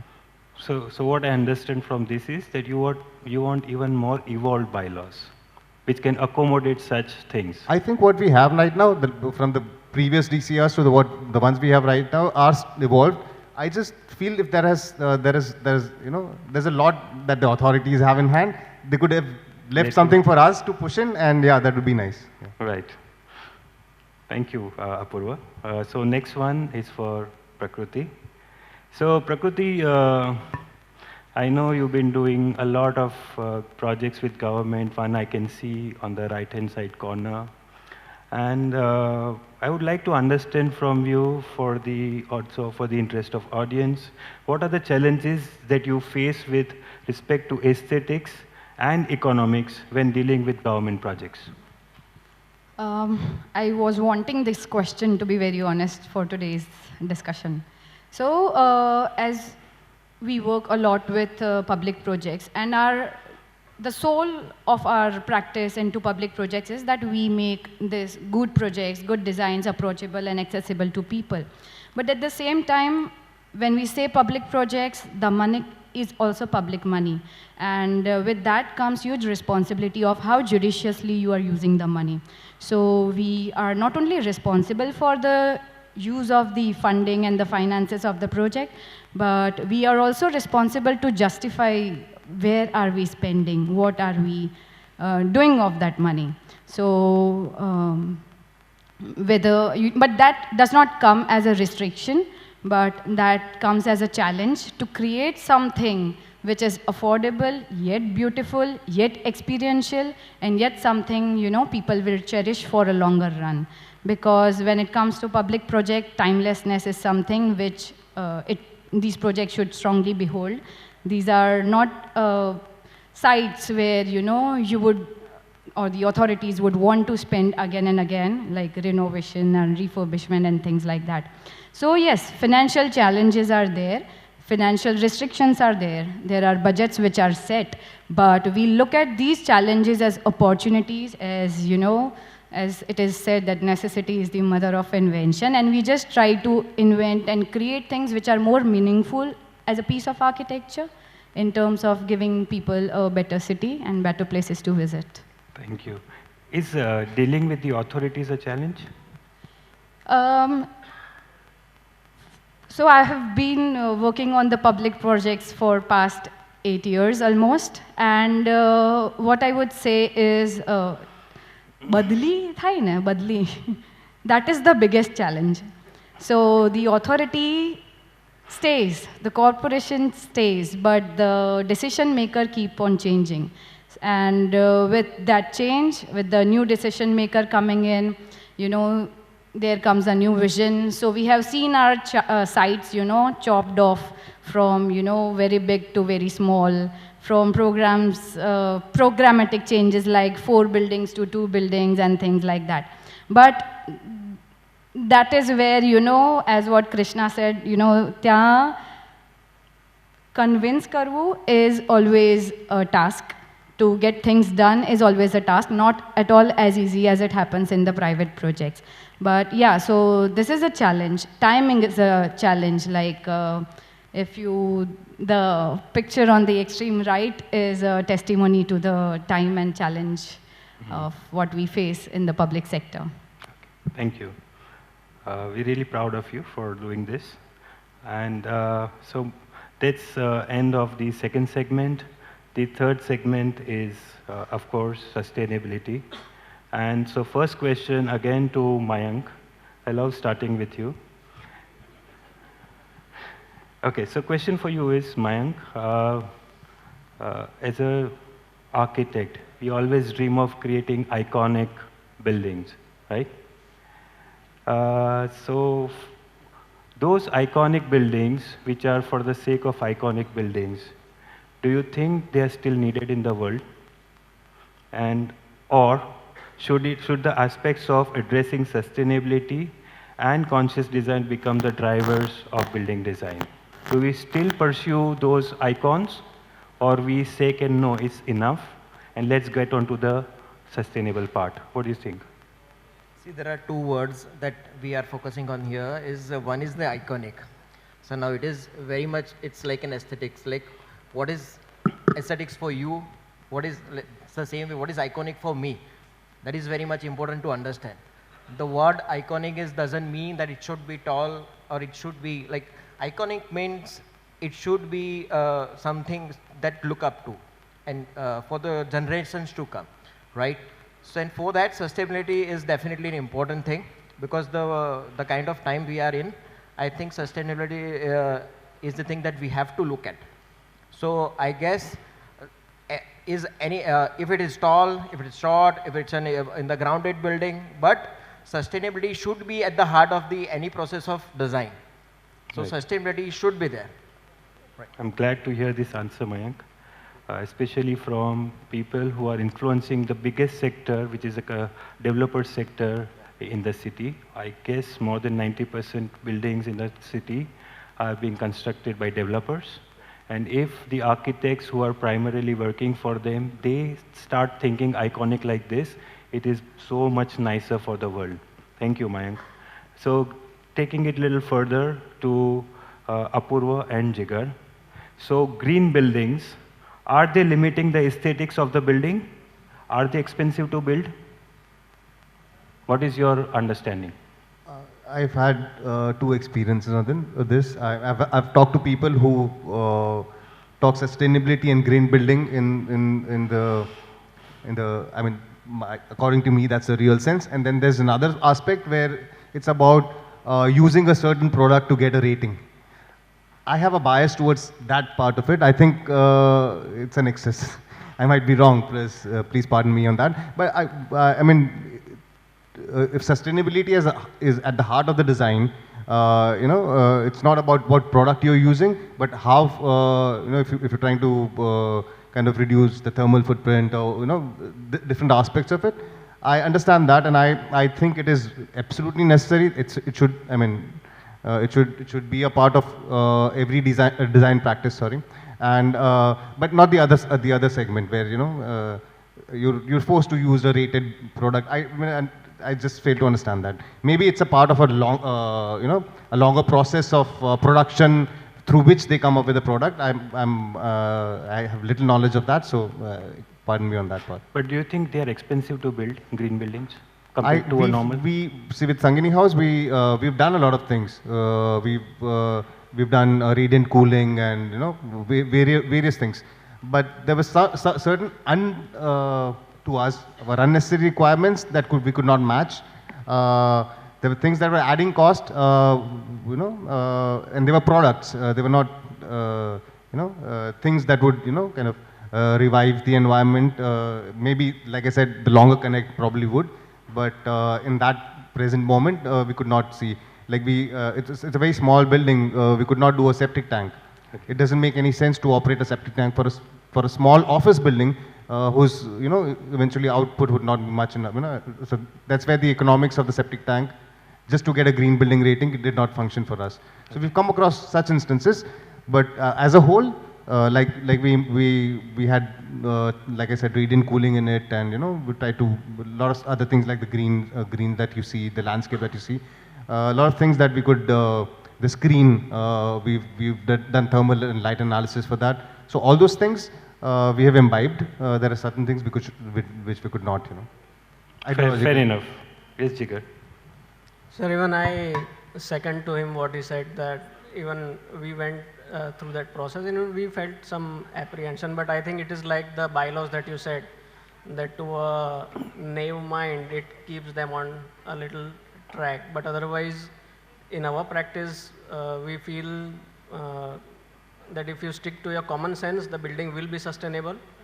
And we always have one inquiry for all the projects and all the spaces, that is this really required? That is one question that we asked, even if we do a small toilet or a villa resort but that is the constant inquiry that we have in our projects, and that I think keeps us on toes or in lines with our principle. And yeah, I think if we stick to the common sense, I think sustainability can be achieved easily. Okay, so next one is for Krishna. So Krishna, when everyone agrees on the state of our planet with respect to the global warming and climate change, why does the fraternity of architects and interior designers still unable to develop the conviction to go for a green building in our context? I am not sure if they are still not willing to go for green building. As I obviously agree to what Jigar also said, that if you stick to your common sense, if you do what is natural to the context, you do what is natural to the climate, you will end up doing something that is sustainable. It is not possible that you would, do something otherwise. Regarding just one more thing I wanted to add probably to the first question as well, that sustainability or being sustainable is not expensive, or if you're just trying to, tick the check boxes, probably that is what is going to make it expensive for you, that, oh, you need to have a car park with electric charger, you need to do this, so you do get 2 points. If you try to check the boxes, probably yes, then it becomes expensive, but otherwise it should be all economical. So I was tempted to ask this question, but I'll skip this one. What's the difference between green building and green wash? So we're not going there. Okay. Yeah. So next question is for Mr. Prabhu. Considering your background, for an air-conditioned office building, HVAC contributes to at least about 60% of the energy bills. And this is killing for the planet. Something impactful is expected from the HVAC industry to bring this down drastically. How is the industry preparing for this? So before I start, on a lighter note, I think we are the people who mess up the building completely with ducts and... Yeah. Is it audible? Yeah, better. Yeah. So before I talk about the sustainability, what we do on air conditioning, so we are the people who mess up the building, with complete ducts and pipes, okay, and you guys cover up, with your interior. So when you talk about aesthetic, I think we spoil the aesthetic and you cover up. So talking about sustainability, there are two factors, which you need to see in air conditioning. One is the power, and second is the refrigerant, which has got global warming potential. Okay, as you rightly said, in most of the commercial buildings, air conditioning consume between 50 to 60% of power. So gone are those days when the air conditioning used to consume 1.2 kilowatt per ton. Okay, today we have got a lot of new technology, like we have got inverter compressor, we have got VFD compressor, we have got oil-free magnetic levitation compressor, which will consume half the power. Okay, it is almost 0.6 kilowatt per ton. Okay, and your part load efficiency, your chiller will not be running at full load always. Because of the climatic condition, because of the internal load, it can run at part load. So during part load condition, your power consumption can be as low as 0.3 kilowatt per ton. And with this technology, you will not believe 400 ton chiller will take only 2 amps to start. Okay, even a split air conditioner will take some 12 amps to start, whereas with this technology, your 400 ton chiller will just take 2 amps to start, which will bring down your electrical investment also. And with this power consumption, your building will qualify for ECBC Super certification. Okay, so that is one. And second thing, with respect to refrigerant, we are trying to explore refrigerant which has got very low global warming potential. Like there are some refrigerant coming up, R1234ZE, R514A. So when these refrigerant come in market, your global warming potential will be almost close to zero. Okay, so that is about refrigerant. And even the government of India, they are taking a lot of initiatives. There is a India Cooling Action Plan memorandum signed in the year 2019 by the Ministry of Health and Environment. They wanted to bring down the cooling demand by 20%, refrigeration demand by 20%, power consumption by 20% in the next 3 years. So for that, they have also taken a lot of initiatives. You will have the star labeling program coming up for commercial air conditioning products. You must be aware about star labeling in split ACs. We have 4-star rating, 5-star rating. So that star labeling will come up in commercial air conditioning products. And there will be QCO norms, BAS standard commercial air conditioning products. So that will come in place. In fact, from Blue Star side, we are already ready with the product. We have got star labeled commercial air conditioning products, and our products are complying with QCO norms. Okay, and apart from that, there are certain features which we are trying to incorporate in air conditioners. Like there are certain factors which can increase your power consumption. If suppose your condenser coil is not clean, okay, it can increase your power. So there can be alarm which can be set in your AC. If the condenser is dirty, then it gives you alarm. So you can call the technician and you can clean the condenser so that your power consumption can be brought down. And if in case there is a leak happening in your system, alarm pops up. You can call a technician before even the complete refrigerant gets leaked out. You can arrest the leak so that your refrigerant will not spoil your atmosphere. So these are some of the initiatives we have taken with respect to environmental sustainability. Okay. I have a question for Mr. Prabhu actually. Just a thought, it might be naive. We have green building consultants that help us, reduce electricity cost on the air conditioning. Why can't a company like Blue Star come up with pure cooling solutions? Because you understand the mechanics of air conditioning better than anybody else. If you could come up with like the ancient ways of cooling, like the cooling towers and all, just a naive suggestion, like I said, that we do mechanical air conditioning and we do this sustainable air conditioning. Is it a possibility? Can we see that coming through these companies in the future? So can I answer this question? So what I witnessed here, that the architects were part of a different debate and the engineer was part of a different debate. The answer to how I look at, when I asked you the question about the conviction, do things which are measurable, nothing which is ambiguous. Thank you so much. So with that, we like to end this segment on sustainability. And the next one is very interesting. It is about the business of design. Please think before you say. Your clients are watching you. Your colleagues are watching you. Okay, so I'll start with Mayank. So Mayank, architecture is always a balance between tradition and technology, between form and function. Where do you think architecture lies on the spectrum of art and business? So, and how does your practice maneuver between the polarity of art and business in the way you function in your practice? As an architect, I guess we are the one who bridges between engineering and arts. We are always looking towards a good engineered art, as I may call my practice. So that is what about architecture for me. And as a business, I think we have grown very organically, I may say. So, and I think it's I may not call it a business, I guess. I think business would be a wrong word. I think we are still a consultant maybe. And I would like to remain consultant for in a design business rather than being a businessman for in this field. Okay. So I guess. Anyone begs to differ from him? Not really differ. I think we are the most poorly paid profession, so business is not a discussion we should even talk about. But I think form and function. I think you said there's a polarity. I disagree to that. I think form and there cannot be a polarity between form and function. It has to be. It has to go hand in hand. Art and business, I said.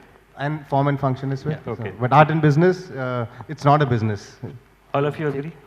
I think I would just like to throw a light on a different tangent. So, of course, Just a request, like, though the discussion is very interesting, but the clock is showing 9:15 and we have the doyens waiting for So their I have turns. timed it to 45 minutes. I have another 10 minutes left. Can I continue with them for 10 minutes? Okay. Because we started late. Sure. It's up to you. Wrap it. Yes, you can finish what you're saying. I kind of lost track of what I was saying, but if I can recollect. So, of course, while we are on in a practice and we are in this business, there are, during the first question that we were talking about trends and what is the latest trends, and we were even appreciating how, most of the firms are the partnership firms. So what I feel is in today's time, it is a time of collaboration. Right, and our practices also are becoming collaboratives, our projects are also becoming collaborative. And in such cases, we seek collaborations with other experts. We should realize that we are not master of all, okay? And so just for an example, if I was very wishful to create a rammed earth wall in a particular project, but because when the business comes into picture, that was costing me bomb. And it was me as an architect, or we as an architect, we decided that we should not go for the wrong trend of spending so much, not so judiciously on something, but then look for an alternative which is, cost effective. Because the ones who are spending would have spent, but what role are we playing in this business? What do we want to promote? Correct. Thank you. So next one is an interesting question. I think everybody needs to think about it. The business of design is moving towards forward and backward integration, towards the solution provider from being a design consultancy, providing basket of allied services, manufacturing of furniture, design and build turnkey solutions are only some of them. Do you think this will kill the essence of design, or this is the logical step forward for firms? It is the logical step, right? Because as a designer and as an architect, we always coordinate with many agencies. We understand a lot of fields in a engineering way, I guess. So as an architect, if we involve in a manufacturing or any other process of the design, I think it is very much beneficial for any project, I guess. So I guess it is the good step forward, and we are already looking many architects who are turned product designers, or they have created the brand, their own manufacturing brand. So I think it is a one step forward, and this is, I think, just one more vertical to design rather than a business. So isn't this a distraction from your core idea of creating beautiful designs? So even like when you say business of design, so from consultant you turn into an entrepreneur, and at that point of time it becomes a point of conflict. Then when you are doing all the things, it starts diluting your idea in terms of as a designer. So I think this term has come in last 10 years that entrepreneurial leap has been taken by consultants. So like if we don't call doctor into a business of healthcare, when you start putting that term of business in design, then it goes to something else. Like you are on an entrepreneurial drive, and that is a different story. So yeah, I think. Yeah, I agree with Jigar, but if an architect wants to turn into a businessman, this is an opportunity. But like Prakriti said, if you can collaborate, find the right people to do it, where your time is not invested, and you do the best thing that you are trained, or you think that's the best of your ability you can do. I mean, you focus on what your forte is basically, and maybe then you can do this. So I would like to add to it that if you may allow that, when we are talking about these collaborations, right, I feel the generation or the practice or the trend, people are more focused on what they want to do. I want to do products, I'm just doing products. I'm not doing houses. I want to do houses, then I'm getting people on board who will make good products and good pieces for me to fit into the houses. So it's like people are gaining more focus and finding their right point of inclination. And it is where the architect plays a pivotal role in kind of comprehending the whole thing together, where the soul of the, your concept or your initial idea is not lost in the process, and that is where the designer comes into picture. But collaboration is not bad, and doing things in parts is not bad. So is becoming a businessman is a choice if you are practicing? Is becoming a businessman a choice if you're practicing as a consultant? Is becoming a businessman a choice? You cannot really be a businessman because you meet businessmen when you in your practice meet businessmen, and when you see them you realize you're no match for them. So no, not really. You cannot be a businessman, but you learn to basically you're selling your ideas. So you're learning to sell. You're doing a business much smaller scale than what they do. Not comparable to something that's a hardcore business, but yeah. So that's a very pertinent question, and this has no clear answers. So I think we move to the last segment, which is technology. So Jigar, this question is for you. In this world increasingly driven by visual content and social media, how does one address the spotlight on aesthetic appeal when the actual business of building might be behind the scenes? I didn't get the question. The preoccupation with the social media is showing how beautiful you are doing. Now that is taking a precedence to what actually the art of building and the processes are there. So do you think so that is happening right now with the flooding of Instas and things, or you think it is not affecting? Maybe you are not the right person to ask since you quit social media. That is happening, and it is happening a lot. So like I said, if we, as our practice, we stick to what we want, as a designer to deliver, then we have to educate, and then we have to, take that process. It's a to and fro, it takes time, but I think if we stick to our own ideas, then eventually people will look for people who will deliver those kind of things. So we work on those lines, that we try to stick to our own ideas, and we don't try to do everything that is asked for. And eventually we are building those kind of people who just want our kind of architecture or interiors, and they come to us. So that is what we think about it. Fair enough. Krishna, okay, I will ask two questions. May I? Who is the buzzer person? Okay. So, Krishna, this is for you. I'll just take the liberty of the last two questions. With the introduction of architecture and design in the metaverse, and the artificial intelligence gaining unprecedented momentum, how do the boundaries between aesthetics and economics blur for digital buildings? This is a long shot. Let's see what you can say. I don't think I'm the right person for this question also. You want me to change the question for you? Yeah, that would be better. Okay, here we go. Rapidly emerging technologies like 3D printing, artificial intelligence, BIM, seems to be heading towards creating disruptions in design process. Relevance of aesthetics with culture in society, and of course, economy. How do you look at the transformations in your practice in the years to come? This question is for everyone. Starting with what you said about AI and 3D printing, we were just recently discussing, and what we feel is like how we use pencil as a tool or AutoCAD as a tool. If we start using all these inventions of new gadgets or softwares as a tool, then replacing us as architects or as designers, then we can actually really work hand in hand than having that face-to-face conflict. So we currently don't use any of that, but I think that should be the way forward. Yeah. Okay.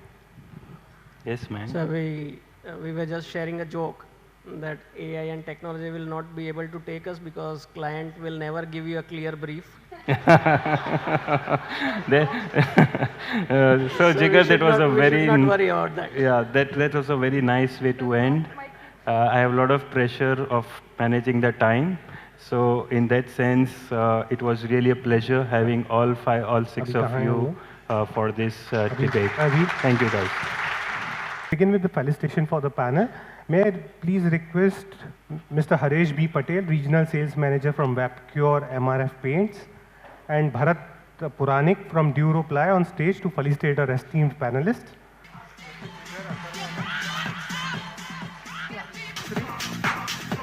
Ms. Krishna Mistry. Music, please. Mr. Mayank Parekh. Ms. Prakriti Desai. And Mr. R. Prabhu. Thank you so much, Snail Bhai. We'll just take a 2-minute quick AV before we start with the showstopper of the day. Growing multi-diversified global complete bathroom and lighting solutions brand.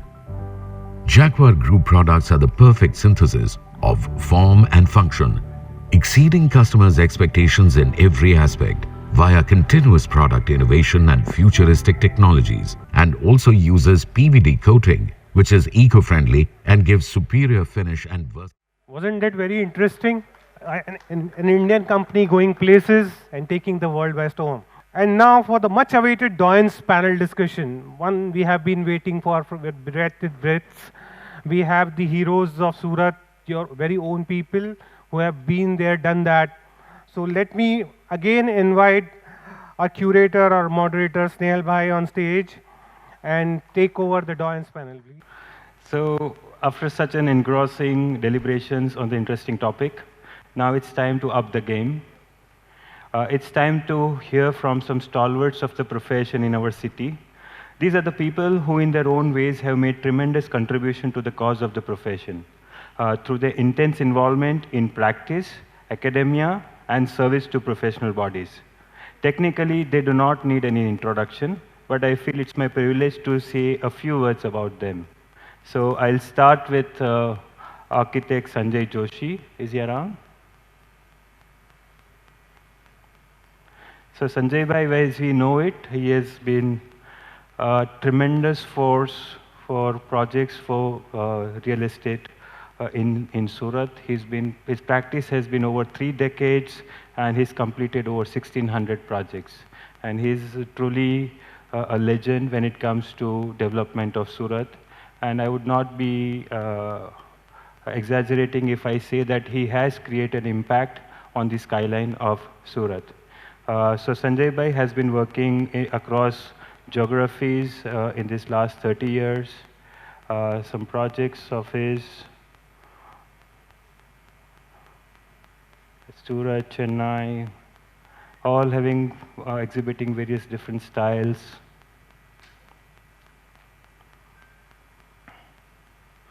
Well, very nice high-rise in Chennai. Yeah. So we can continue with him. Can somebody from the audience go and find out where Sanjay Bhai is? We have? Okay. So by the time he joins, I'd like to continue introducing our next stalwart. He's architect Saroj Wadia. So Saroj Bhai, we've known him for many, many years now.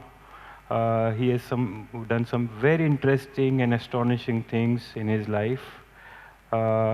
He is an alumnus of CEPT and was privileged to work with Professor Doshi.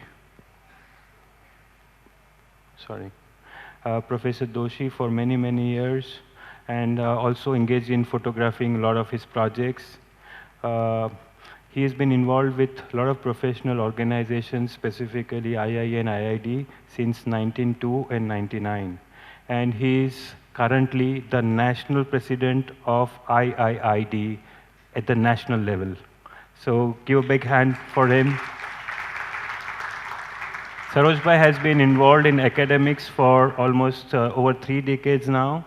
And very interestingly, he is the 5th generation partner in Messrs. P.B. Wadia and Sons, which was established in 1889.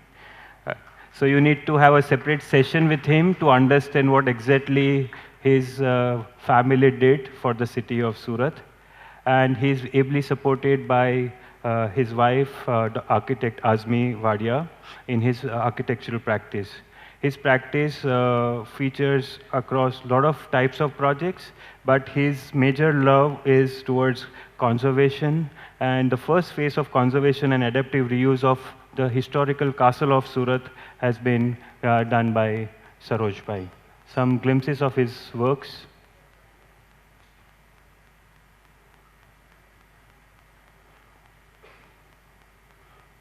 That's the castle. May I invite Saroj Bhai over here, and let's welcome him with a big round of applause.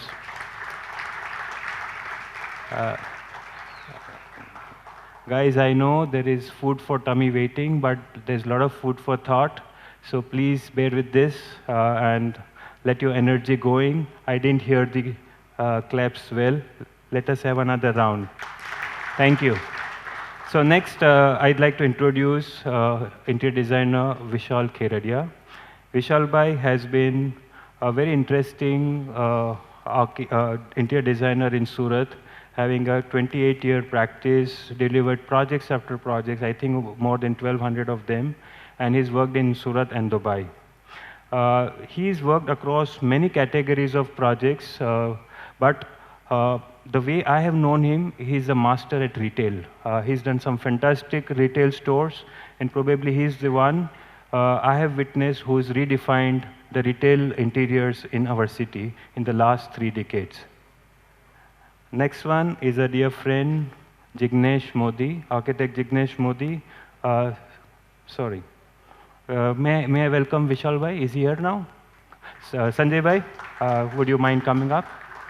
So big round of applause for Sanjay Bhai and Vishal Bhai. Thank you. So just I introduce you Sanjay Bhai. Very interestingly, Sanjay Bhai is shy to speak out his thoughts, and it needed some perseverance, but he was kind enough to agree, and I've hardly heard him speak his mind out, and I think we're going to pick your brains the most today.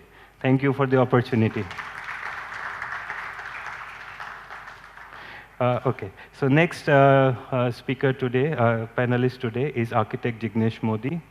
Jignesh has been 4 years senior to me in practice, and I had worked with him for a while in an office, and say I've known him since then. But his contribution towards the institutes, basically II and IID, has been tremendous. He's presently the national treasurer and president-elect for IIID at the national level. So Surat is kind of holding fort of IIID at the national level. So he's the incoming president. He's the immediate past chairman of IIA Surat and executive committee member of IIA Gujarat. And he's been serving these institutes selflessly for 17 years. He's also a teacher at heart and has been involved with teaching at School of Interior Design for 15 years. And there's another interesting aspect about Jignesh. He is a cyclist and a runner and an environmentalist. And he is the founder chairman of first cycling association of Surat called LCG, which has now over 600 members. So we're very proud to have you here, Jignesh. Please welcome. Let's give him a big hand. Here's some look at some works by Jignesh.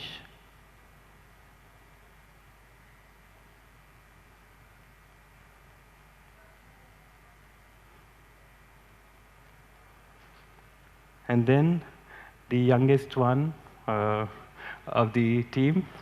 Initially, I'd put him in the next gen, but then he qualified to the doyens. So welcome, Vishal. So Vishal is, I've known him since many, many years. He was junior at CEPT in urban design.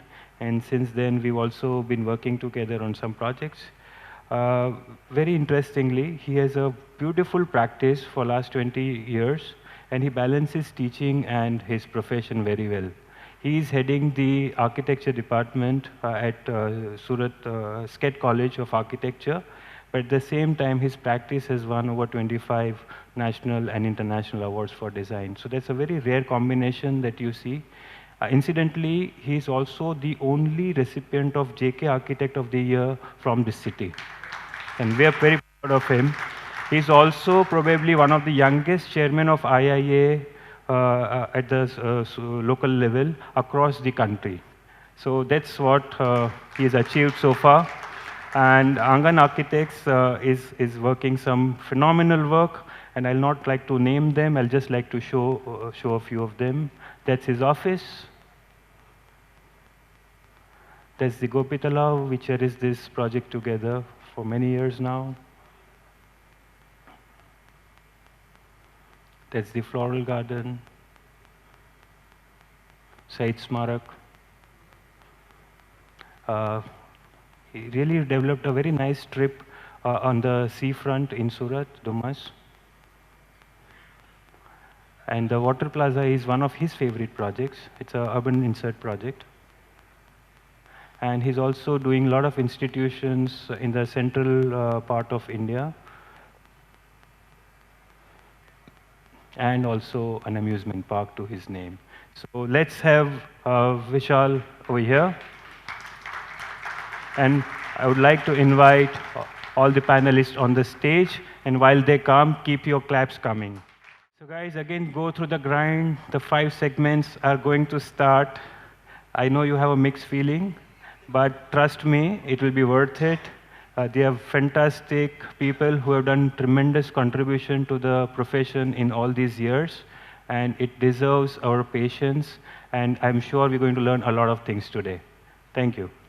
I would like to thank Snehal, because I had a discussion with him that this is not a debate. The word aesthetic versus economics is equal to architect, or is equal to Jaguar, or it is equal to Blue Star. The time which is we are having today, in that time, if you will think that there has to be an economics or there has to be aesthetic, I think before we born, the economic starts. Say for example, if my wife is pregnant and she is having a delivery, and Prince Harry's wife is pregnant and she is having a delivery. Now we can imagine both the scenes. In both the scenarios, both the people are going to have a baby. But the things will change because of economics, not because of that the boy or a girl who is going to born. It is just because of that what he or she is having in his own heritage. So we start knowingly or unknowingly coming into this world. Before that, the economics come with us. And when we die, at that point of a juncture also, the economics comes. कि ये आदमी सूखड़ के लकड़े से मरेगा, जलेगा, या इसको ऐसे ही कोई जलाने वाला नहीं मिलेगा. So I think this debate, word between the aesthetic and economics, वो गलत है, and thank you for that. And second thing, because it's a perception. If we all are having a perceiving the same things which we all are having, then maybe we are marrying only single woman. What about the rest? So our perception cannot be same because we are not groomed in the same way. We are not nurtured in the same way. Or rather, I will be saying more further, we are not conceived in the same way, same environment. Thou two brothers' wife is conceiving at the same point of a time, but both the child will be different, or a twins can be different. So aesthetic or a perception or a beauty, it always according to the individual human being.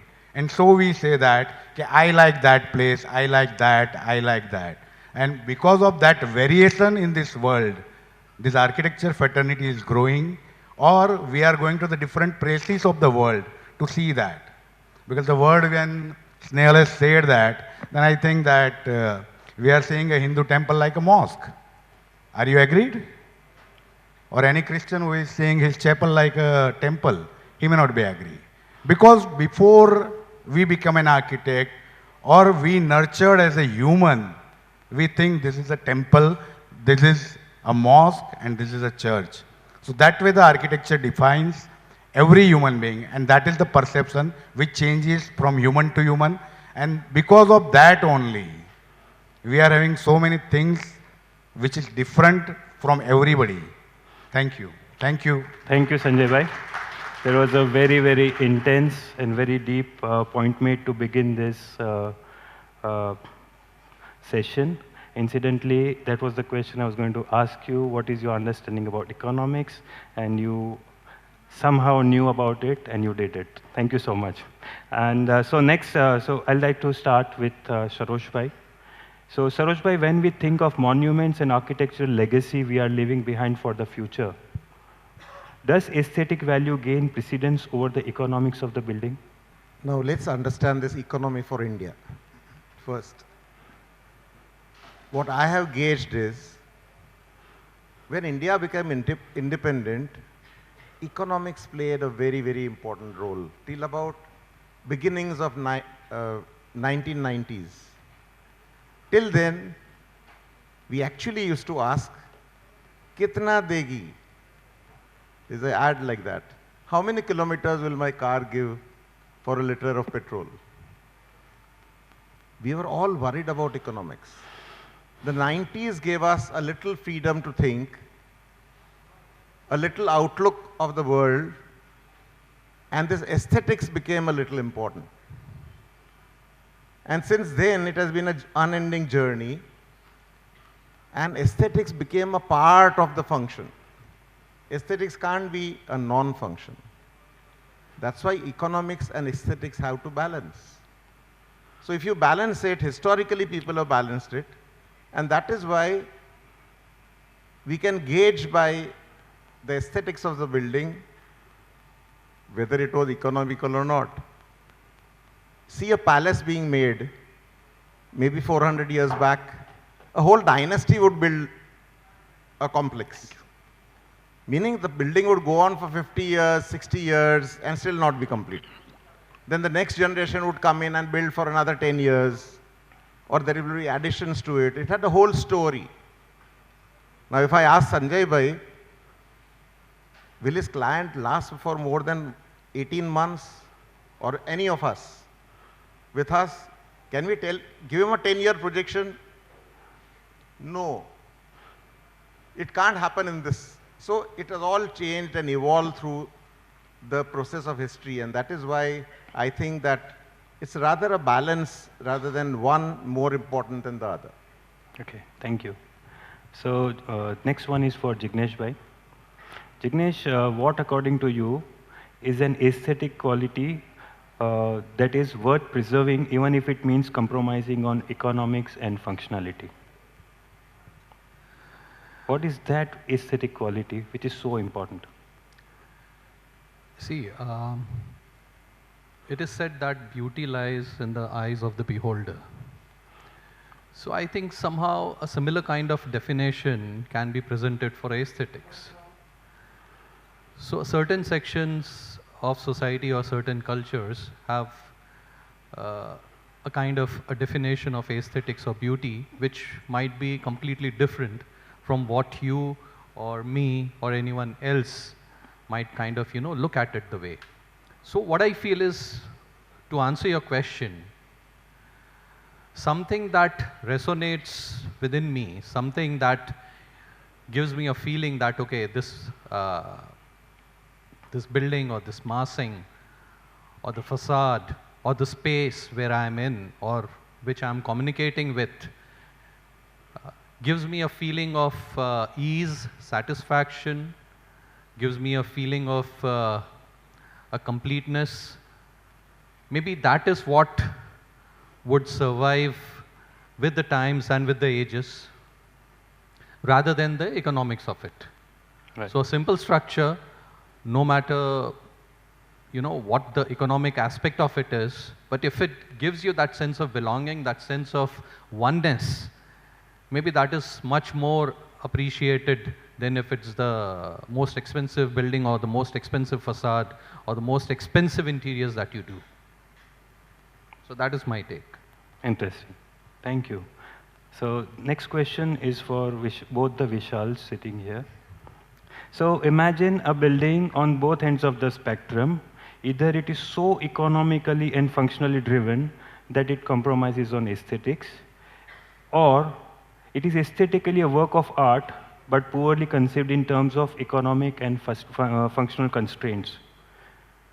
Would both identity, would both identity equally as architecture for you or design for you? And which one captures the core of architecture better according to you? Reflect this, keeping your practice in the background. Sorry. As for me, architecture which builds with the aesthetic is more precise. Okay. According to me. So aesthetics, your practice is more focused or bent On towards aesthetics. the, okay. Fair enough. Vishal? I look at it from a very different perspective. I think when we look at both these things, they cannot be devoid of each other. And that's why it is, I would say both of them are not architecture. So it has to somewhere come in between. It may vary on the spectrum based on what sort of project I am doing, what sort of user I am addressing, what sort of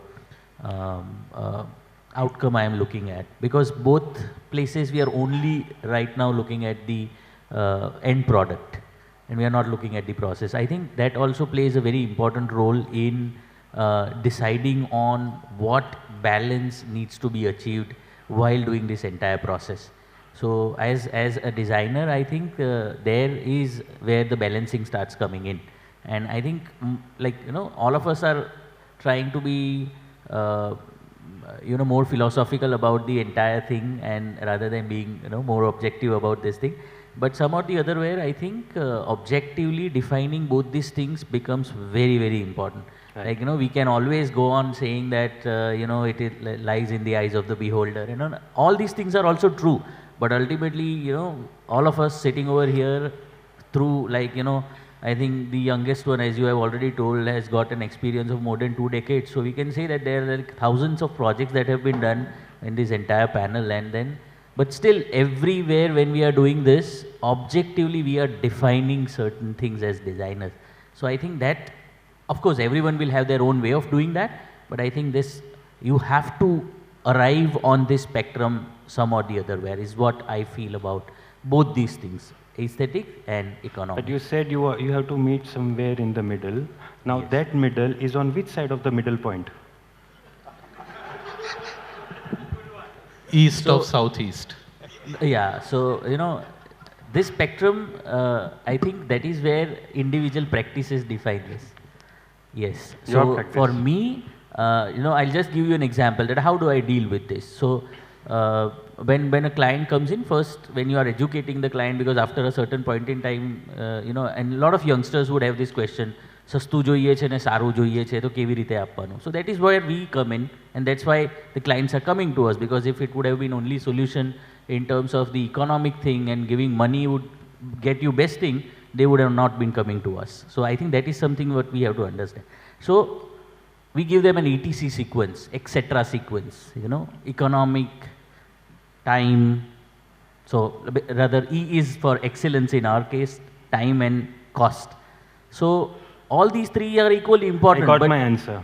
I got my answer. Yes, so all these you things. You changed the E from economy to excellence, so I got my answer. Yeah, so that's how you take it. So you decide which one you want to go ahead with. Yeah. Thank you, Vishal. Thank you. On a lighter note. So we move to the next segment. After the design approach, we move towards the developing of the city. So Sanjay bhai, this question is for you. So you are a very sensitive architect and you're designing for the mass. You're designing for the people who are going to use your buildings.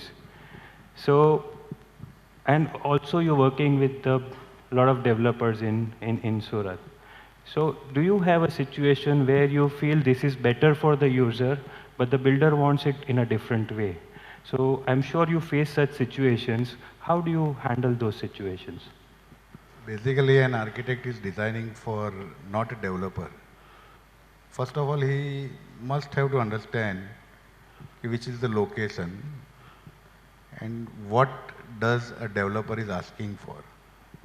Does he will be able to cater the right product at the right place? And if he is able to cater that right product at the right place, but does it will be with the right price tag?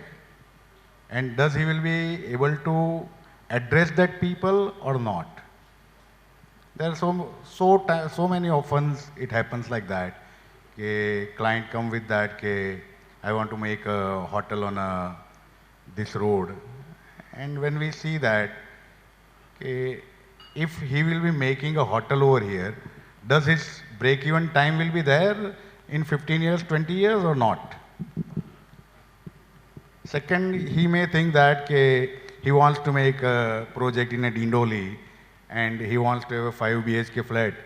Does really he will have a customer? So it's basically an architect, he has to decide whether in this particular place he should build this or not. Builder is the biggest risk taker.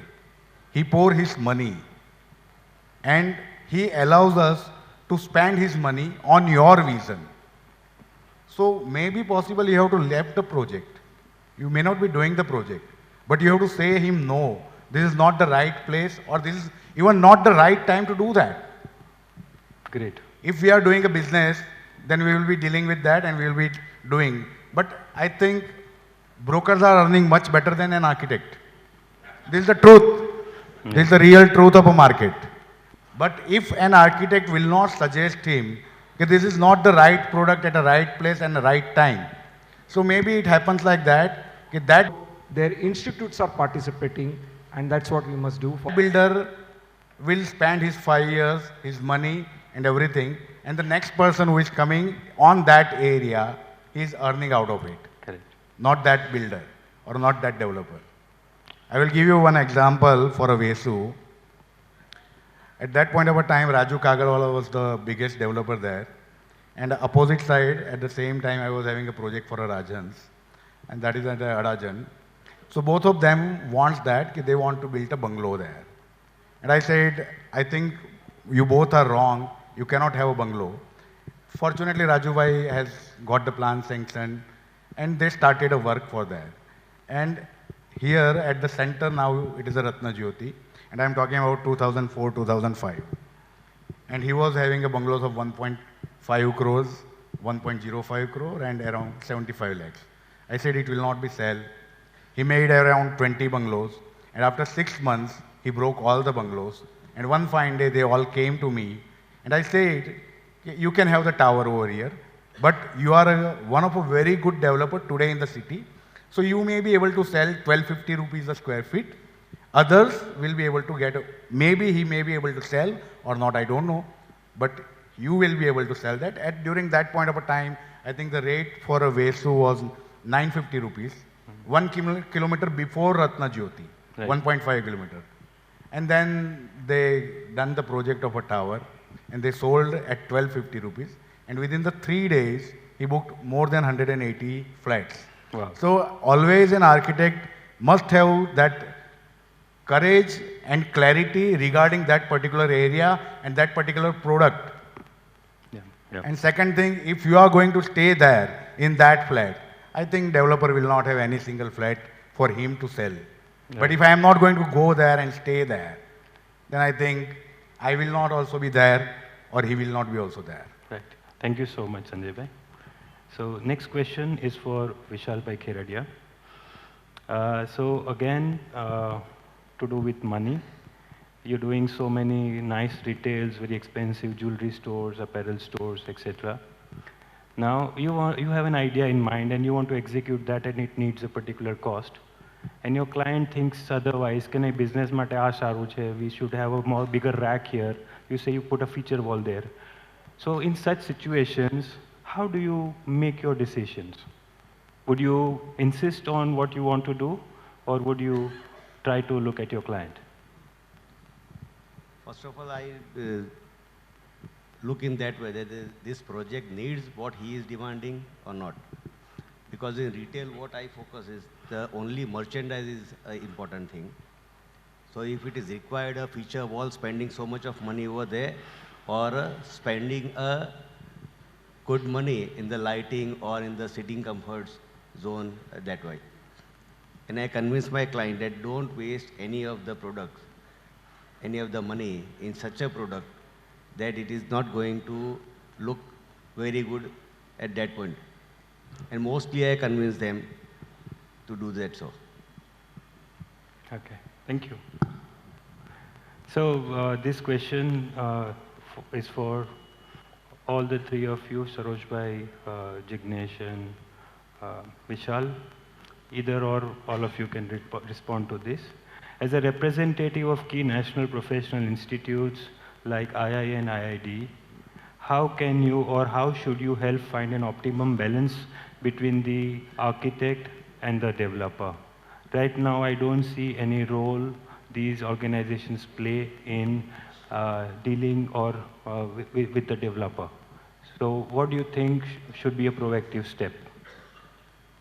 Either of you. So these professional institutes like IIA and IID, they are for the profession, but they are not addressing any issue to do with the developer and the architect or the designer relationship. So what, if you are in that position, how would you really, and you are in that position, how would you go about it? What do you suggest? First of all, institute has a different focus. And really the focus is not to have to balance this equation between the developer and the designer. We focus more on the designer. It is the designer's ability to maybe convince the developer. So that we do by presentations like we had today of Sandeep ji, where you realize that this can be done. This can be done maybe in Surat too. But you need the convincing power and you need the convincing tools. By tools, I mean also size of the office, your deliverables to the client. So if the institutes push that, I think they are bringing the developer closer to design. Right. And that is what our design institute should aim to. We should not actually focus on bringing them together. Because one is a businessman and one is a designer. So I think it will be a great injustice to design if we introduce business in it. Okay, I will ask you a question. Okay, supposing an architect grows from, like Sandeep ji said, from 2 to 200. Is it a business or is it a design? I think we are actually programmed to think in silos. Yeah. But if you look at deeply, we are one human being. And we have a capability to think about a lot of things at the same time. So to really, it's not about making that choice. If you want to do well and go about achieving whatever you want to do, you don't have a choice but to learn the various aspects. I think it is that simple for me that je achieve karvu chhe, ena mate what is required, so I better know it. Accounting, nobody teaches us in college. Right now we've learned tax planning. So it's all part and parcel of growing up as a human being, not growing up as an architect. That's what I feel. I think it is a discipline what makes the difference. Sorry? It's a discipline what makes the difference. Yes. Yeah, to answer your question, institutes can bring about a change in the equation with builders or developers or various professionals or various businesses. And we have been doing it in IIID. We've brought together 5 organizations and CREDAI being one of them, where IID, CREDAI, IPA, ISHRAE are on one platform, and they sit together and take things together further. So basically, you are giving them a platform where they can kind of understand each other's requirements, understand each other's the kind of work that they do, and even the basic understanding which is missing, that needs to be kind of very clearly defined. So we've been working on that. And when you say that, as Sarosh pointed out, that when you become from 2 to 200, and we've seen recently that we have several people who are running the firms they write principal architects, founders, but we've also seen now that we write CEOs and we write managing directors. So are we like kind of looking away from being a professional and getting to be a businessman? Because the titles say it all. Everything is on a title. When you become a MD, managing director, so are you now managing things? Or are you managing architecture? Or are you managing 200 people? When you become a CEO, so like you are the chief executive officer. So are you a chief executive architect or a chief principal architect or a chief executive officer? So with times, I think the definitions and your role also kind of, evolves. And that is where we are going. And another thing, like a lot of discussion, happens around you have to educate the client. Like, why should we take this moral high ground and talk about educating someone who's already maybe is worth 500 crores or 1,000 crores or 2,000 crores? All right, and you can't even dream of reaching that level.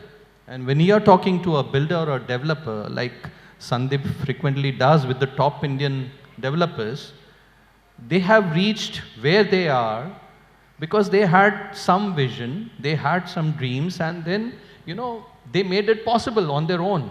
It is not us by our projects that they are there, because they already had a vision, and then they come to us. If they come to Sandeep, it's with a reason, and it's a commercial angle as well. It's not just about aesthetics, because Sandeep can deliver both of it professionally and exactly where, they want him to deliver. That's why he is the MD, he is also a businessman, he is also an architect, and the developer comes to him. So I feel that rather than educating, it's a two-way street, right? You also know, you have dealt with a lot of big businessmen in Surat, big diamond merchants, and frankly speaking, maybe you have learned more from them rather than you educating them, if I'm not wrong. Absolutely. I know a few of your clients. Right. Right? Okay. So I believe that we should not take this moral high ground.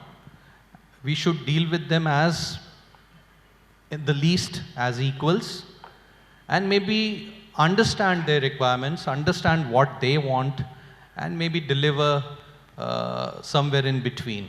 That is what I feel. Thank you, Jignesh. It was really a very good insight coming right from the heart. And I guess Sandeep also wants to add something to it. Yeah. So I would just like to take this opportunity, and I'm very glad the cream is here. So as an institute, coming to that point, many of you must be aware that we wrote a complete new manual of practicing guidelines. How many of you are aware that Council of Architecture had the MEP? And during the COVID times, we are blessed with a very good president, and he requested us to write the code. We worked on 63 consecutive Saturdays. When I say we, means bunch of 8-9 people, and we wrote a new manual, which are 5 volumes. I strongly request all people, especially the young architects, to go through those manuals. It talks about these particular aspects, which has been talked by all the panelists here. We have studied almost every manual in the globe, right from American Institute of Architects to RIBA to South Africa. And you can see all of them have such a nicely articulated the manual of a guidelines for the architectural practice. It talks about ethics, codes, practices, business, what is the future, etc. Number 1. Number 2, so many codes are getting written now. Please understand, we are in that transitional mode where the new NBC is coming 2025. I want all the young architects to be a part of code writing. We never participate in writing of a code, and then we criticize, why is it not so, why is it not so. So again, ECBC is now coming up with ECSBC, where energy conservation, sustainability building code, and carbon neutrality and the carbon climate changes is the key. How many of you know that the new education policy which is declared, and for the architectural course, there is no mention of a climate change? Zero. There is no mention of a universally accessible code for the physically challenged. Zero. So we, again, when I say we, it's not me, bunch of few people, we advocated to council and we said, okay, let us be a part of that thing, and we have included the climate change policy into the architectural curriculum. Also the universal accessibility code into the architectural curriculum. So my humble request that keep your eyes and ears open, participate, be inclusive. All of you have such a wonderful future. India is in that transitional mode where nobody else in the globe what is going to happen in India. And our codes are getting rewritten. Stalwarts are sitting here, Triple ID chairman, we have IIA people. We must participate. Everywhere in the globe for our better future. That's all I would like to say. Thank you so much, Sandeep. That's so much of information and so wonderful insight. I just have a Yes, question Mohit. to Jignesh, Sorry. I just have a question to Jignesh. This is a little touchy subject for me. I always feel that there needs to be a much higher collective consciousness with designers. I'm sorry to say the impunity with which the developers, they try to overrule. The bureaucrats, they try to overrule. I'm sorry to say it is the designers who are designing the cities of tomorrow. These bureaucrats may have a small tenure and they may move out. But there's always a continuous tussle between a designer and a developer because they are at conflict of purpose. I'm again saying they are at a conflict of purpose. A good designer will always like to be remembered not for how many buildings he has done, but for the impact that he has left behind. Whereas a developer is only interested in building efficiency and making his money. This is something which I even talked at the Construction Week Awards.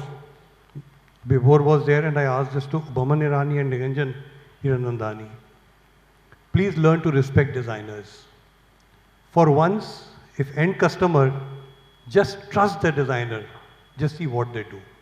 Oh. And I think it is something that the whole world will see. Thank you so much, Mohitji. It was To really reply- touching what you said. And Just, yes, just, Jignesh. Yes, just to reply to you, see, we come across all kinds of builders and developers. And believe me, there are builders and developers who are so good at understanding the psyche of a client or the homeowner. They will tell you exactly, what they want, why they want it, and why the client is going to love it. So we cannot just say that or put all developers in one particular bracket, because there are all kinds of people, there are all kinds of architects too, mind you, there are all kinds of designers too. So similarly, there are all kinds of developers. But you have in place very intelligent developers who can exactly tell you what is going to work and what is not going to work, number one. Even with bureaucrats, the same can be, held true. Because, see, for example, you have all these IAS officers who are running these things, and we cannot say they are not intelligent or they are not ready to comprehend what is right for a city or what is right for a particular population. And I'll just give an example when this Amitabh Kant, right? He was made chief of the planning commission and he had brilliant ideas. We had the opportunity to hear him, how India could be taken ahead, about Make in India. And he had wonderful ideas and there was no talk of L1, L2, L3. He wanted the best. So there are all kinds of people. You just need a stable mind. Your arguments should carry logic, basically, which kind of, is understood by the person whom you are corresponding or, talking to. And your job becomes very easy. You don't have to talk about concepts or, a lot of other things. You just have to talk logic and basic understanding. And I think one of the Jigar said in the last panel discussion, common sense. That's it. That is what matters. Thank you, Jignesh. Point made and point taken. Thank you. So, moving to the next segment, I just have one question in this. We always talk about IGBC, USGBC, Griha, Khali point score karwana chhe. It is nothing more than a greenwash. It's not probably the best way to do a green building. Then my question to you is, what is your take on these rating systems? And if this is not the best way, what is a better way to measure? measure Yes. a green building? Anybody? There's only one question I'm posing in the sustainability section. Anybody can answer. Fortunately or unfortunately, I was the first in 1991 to start a subject teaching in architecture college for the pre-final studio called sustainability and energy efficiency in design. So I was learning along with them. That time now this green and all didn't exist. So I was actually learning with each batch if somebody from that batch is there. So I was learning with each batch what actually it means. So I very strongly believe that all these systems of sustainability, whether it's LEED, whether it's IGBC, whether it's Griha, are all guidelines to making a building. So don't think that it's a rating system, you have to just tick the boxes. It is not that. If you go through the manuals, you will know that you will gain a lot of knowledge just by putting very small changes into your design. You might make the building more sustainable, you might save more water, you might want to treat things at the right moment so that effluent doesn't go out.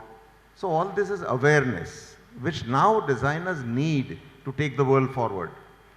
So I very strongly believe that it is not just ticking of boxes, and it is something which is a system which maybe colleges don't teach, but you only go through them to know that just by doing a little more, you can achieve such a lot. Not for that builder maybe, not for the user maybe, the user might not even realize it, but for the world to go forward. So that's what I believe in sustainability. Thank you. Anybody else? Is there a better way to measure than these systems? Measure sustainability? Is there a better way to measure sustainability than these available systems today? That's my question. Would it be too much to say that all these rating systems and green building systems and everything is a hoax? Sorry, Jignesh. In our olden times, all the villages were sustainable. Absolutely. And that were green also. Correct. Today, we have the need as urbanization, and we want more of that in every area. And so these things is always been debatable, and it will not be completely done. Yes. Because as you grow with the money, the things will happen. But where there is no money, he may not have a think for that. Because everybody is having in his brain, something extra will be there. Right. To be very honest, it is not extra. But the procedure will be followed, or the right consultant for mechanical, electrical, plumbing, fire, landscape, facade. If it will be there on the board the day person is designing, then I think in Surat, 85 to 90% building will be the green buildings. Right. Absolutely. So my take on this is that we badly need a measurability on the greed part. Once we are able to get the measurability of the grid, probably these systems may not be needed. But till then, I think you need these systems to keep everybody in check. That is what I feel. Yeah. You are absolutely right. Thank you. So, getting out of the sustainability part to the business of design. And so, my question to Vishal is, what are some entrepreneurial ventures in architecture and design that are breaking the ceiling today with their innovative concepts? Of late, there are these very interesting things that have started coming up, and since I think Sandeep also talked about the national education policies and everything that is coming. So, and you were talking about the silos and all. So slowly, even this design education and even the profession that we are into has started thinking about how these silos can be broken. And that's why in the previous session also we had this debate about, why business has to be there, why you need to go into production or those kind of things. Primarily what we need to understand is we also have to look at this very objectively. And, there is a lot of apprehension about that, we should not mix business and design and all. But ultimately, when you look at this, we are also into a profession wherein we are accountable and responsible for a lot of resources that we use, whether it is of the client, of the city, or of anything. So I think business, again, is something which is measurable and is an inevitable part of design, is my take. Thank you, Vishal. So next one is to uh, all the doyens sitting here, especially Sanjay Bhai and Sharosh Bhai. Is owning and growing an architectural practice, if it is to be approached as a business, what are some strategies, advice, or tips that you would give to the young architects sitting out here?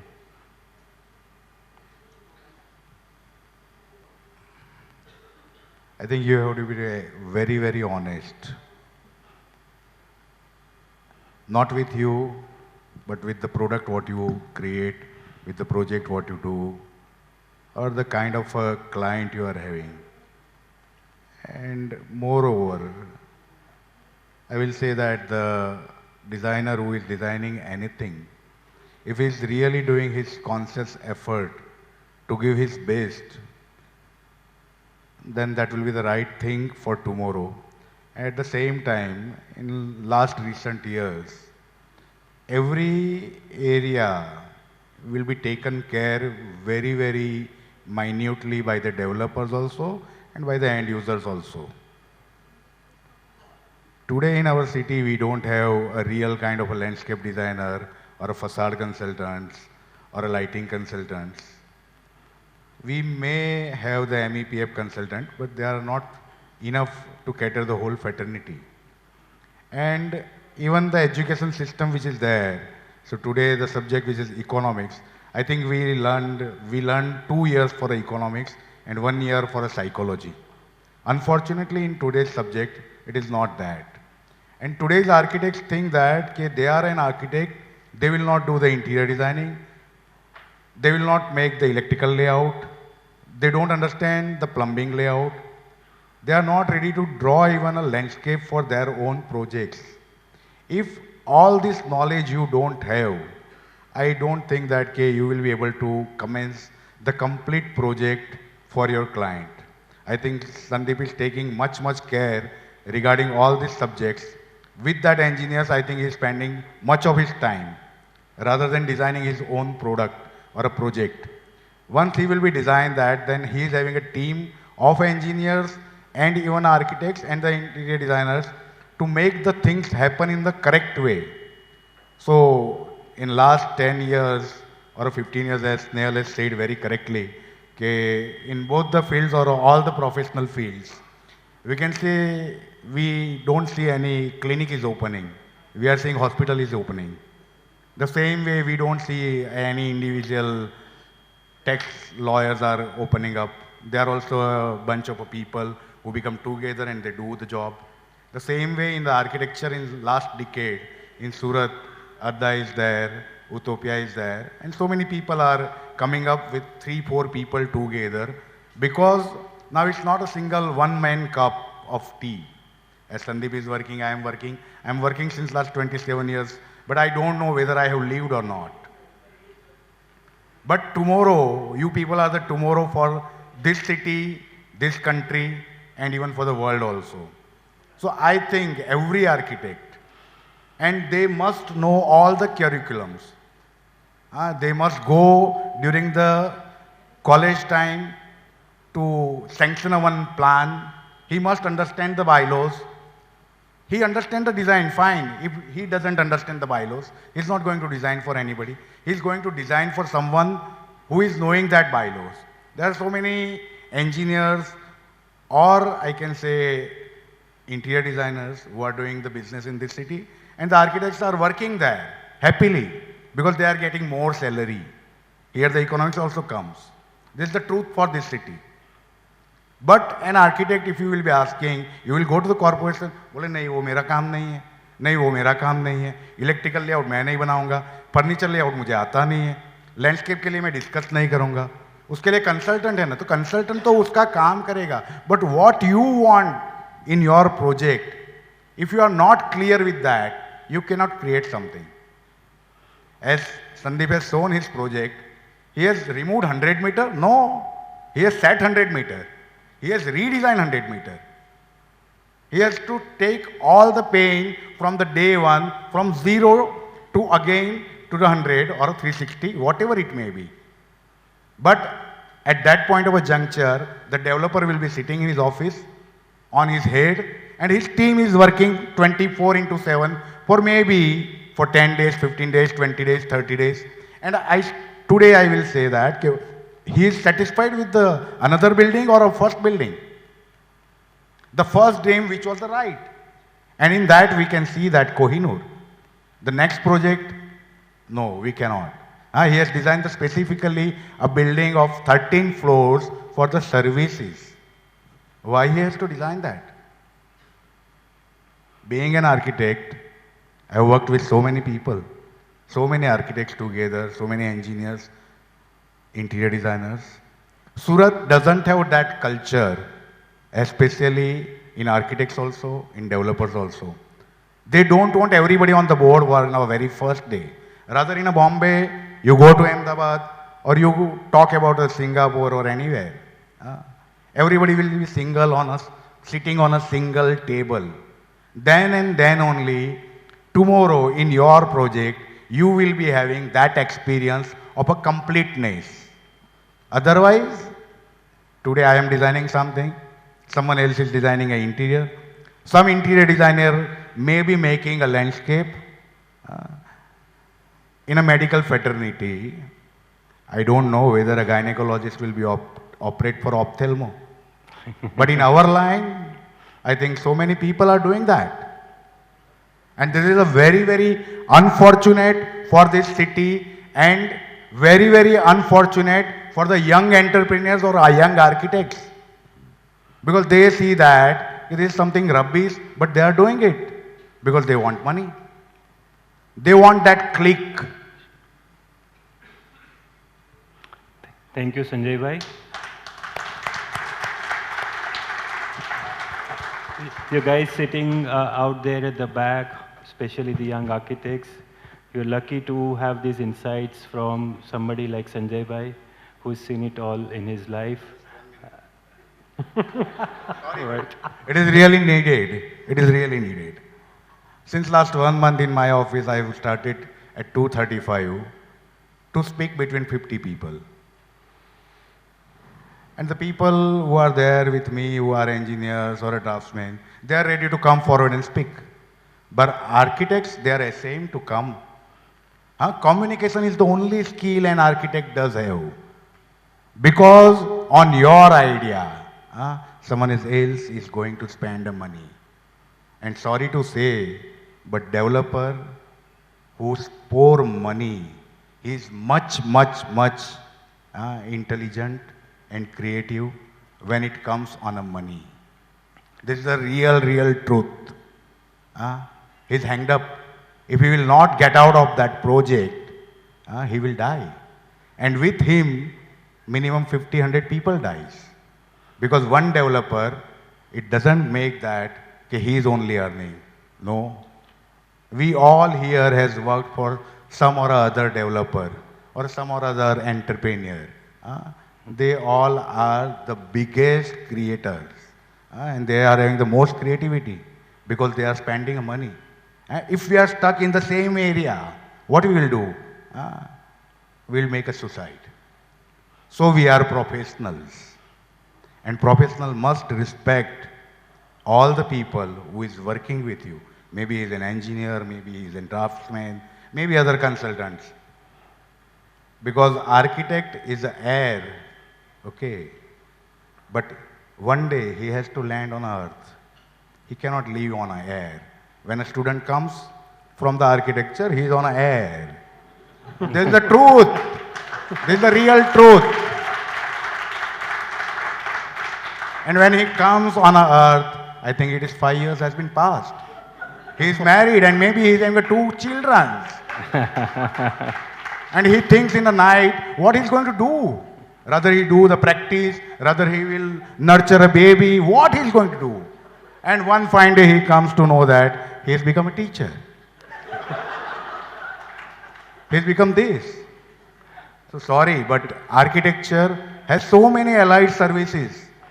Landscape consultancy, lighting consultancy, facade. You can do any damn thing what you like, but it should be from your heart, bottom of your heart to serve a society, not to earn a money. If you are earning a money on the very first phase, I think and I doubt you will be running for next 30 years or 50 years. Because in our fraternity, there are like a HCP who is, I think, 80 years. Aniket Bhagwat ji, it's the third generation. Bopatkar, Subha Bopatkar and that. There are the landscape people, they are, I think, third generation or a fourth generation. It's not about the legacy. Architecture is not about the legacy. It's a pure pain in your ass.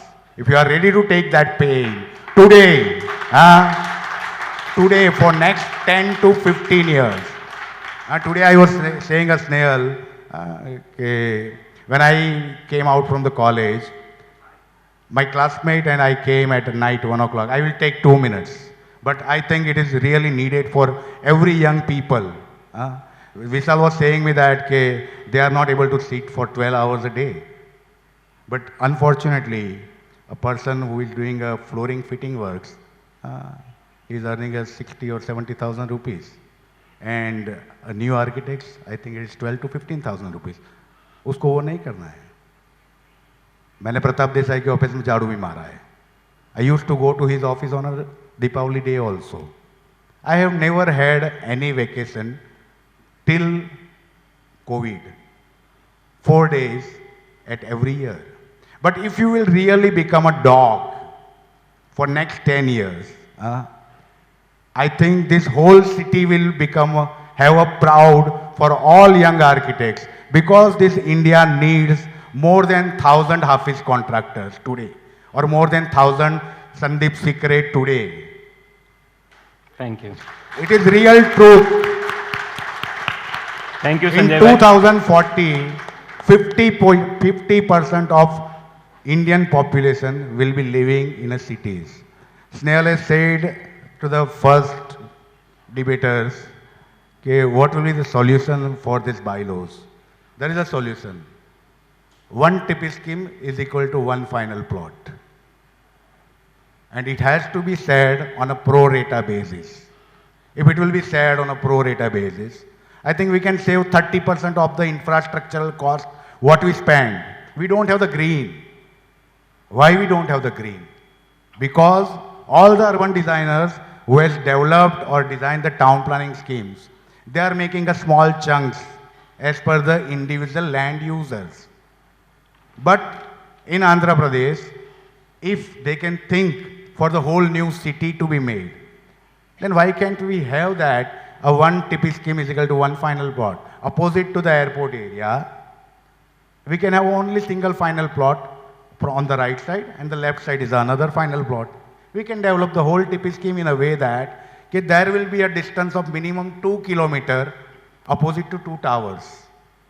You can have the greens, you can have everything, but it is always a necessity for not such a forum or another forum, but at least the brain who is working for this city and who are going to live in this city, they have to become together and give their real suggestion and ideology to the authorities.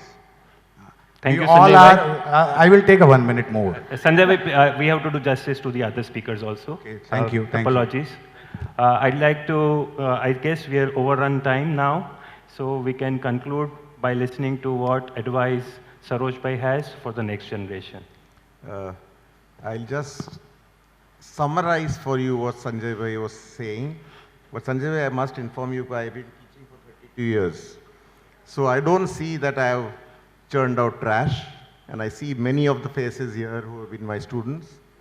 So this is a different thing. What you come out in any profession, whether it is medicine, whether it's engineering, or whether it's a diploma in something, when you come out in the profession, it's a different feel altogether. Our academics is not linked with life. So what we learn in a college is limited to maybe enhancing our skills or honing our skills. What we come out in the profession and do is to be learned. Unfortunately, What happens now, Sanjay Bhai, is that everybody gets a chance in maybe third year. I've seen some students even printing a card, and he's already doing a project. Because working drawings are taught by third year. So he's there, he thinks he can draw, and that's why, and now the new skill has come up. We are talking of architecture graduates or engineering graduates. A new skill development has come up with a lot of force, which is 3D makers. So be careful, you might lose a job to a 3D maker. Imagine, he can draft better than you, he can show better than you, and he can portray better than you. Maybe only thing he can't do is fix the functioning. Okay, so now these all things are there for you. So in a nutshell, if I put things in Sanjay Bha's perspective is that take experience. Take experience. Today is the world of collaboration. When you do, a comment which Snehal made last time was that the younger generation which were just before us were partners. 4 people working together, 3 people working together, 2 people working together. So what does it indicate? It is a necessity now to collaborate and learn, or have collaborations all over. What he's talking MEP, and MEP can be a collaborator if he is involved at the right place and at the right time. But if we shun MEP, and if we shun maybe air conditioning person and say, "Arey, ye to baad mein aayega," so then we can't progress. Whether it's sustainability that we want to do, whether it's green buildings we want to do, whether it's energy efficiency which you want to portray in a building, if you don't involve people now, so all practices have become collaborative. And I think that is what has given to this young architects coming out of the colleges and starting practicing, and then facing a lot of trouble, maybe for the seniors also sometimes. So that can be a little curved when you try and gain experience somewhere and then step into the profession. And this collaboration is there in the younger generation because they work together and they don't mind calling themselves. See, that is a, Sanjay Bhai, you have to learn that from them. The younger generation doesn't mind saying, okay, I have not learned anything. Let me learn it now. Would I have done it when I graduated maybe 38 years ago? I would not. I would have said, no, let me try it myself. Maybe this client will curse me. Now this is the good aspect of younger generation. It accepts also, okay, we are lacking in this, so let me get another person involved. They don't mind collaborating, but collaborate after experience.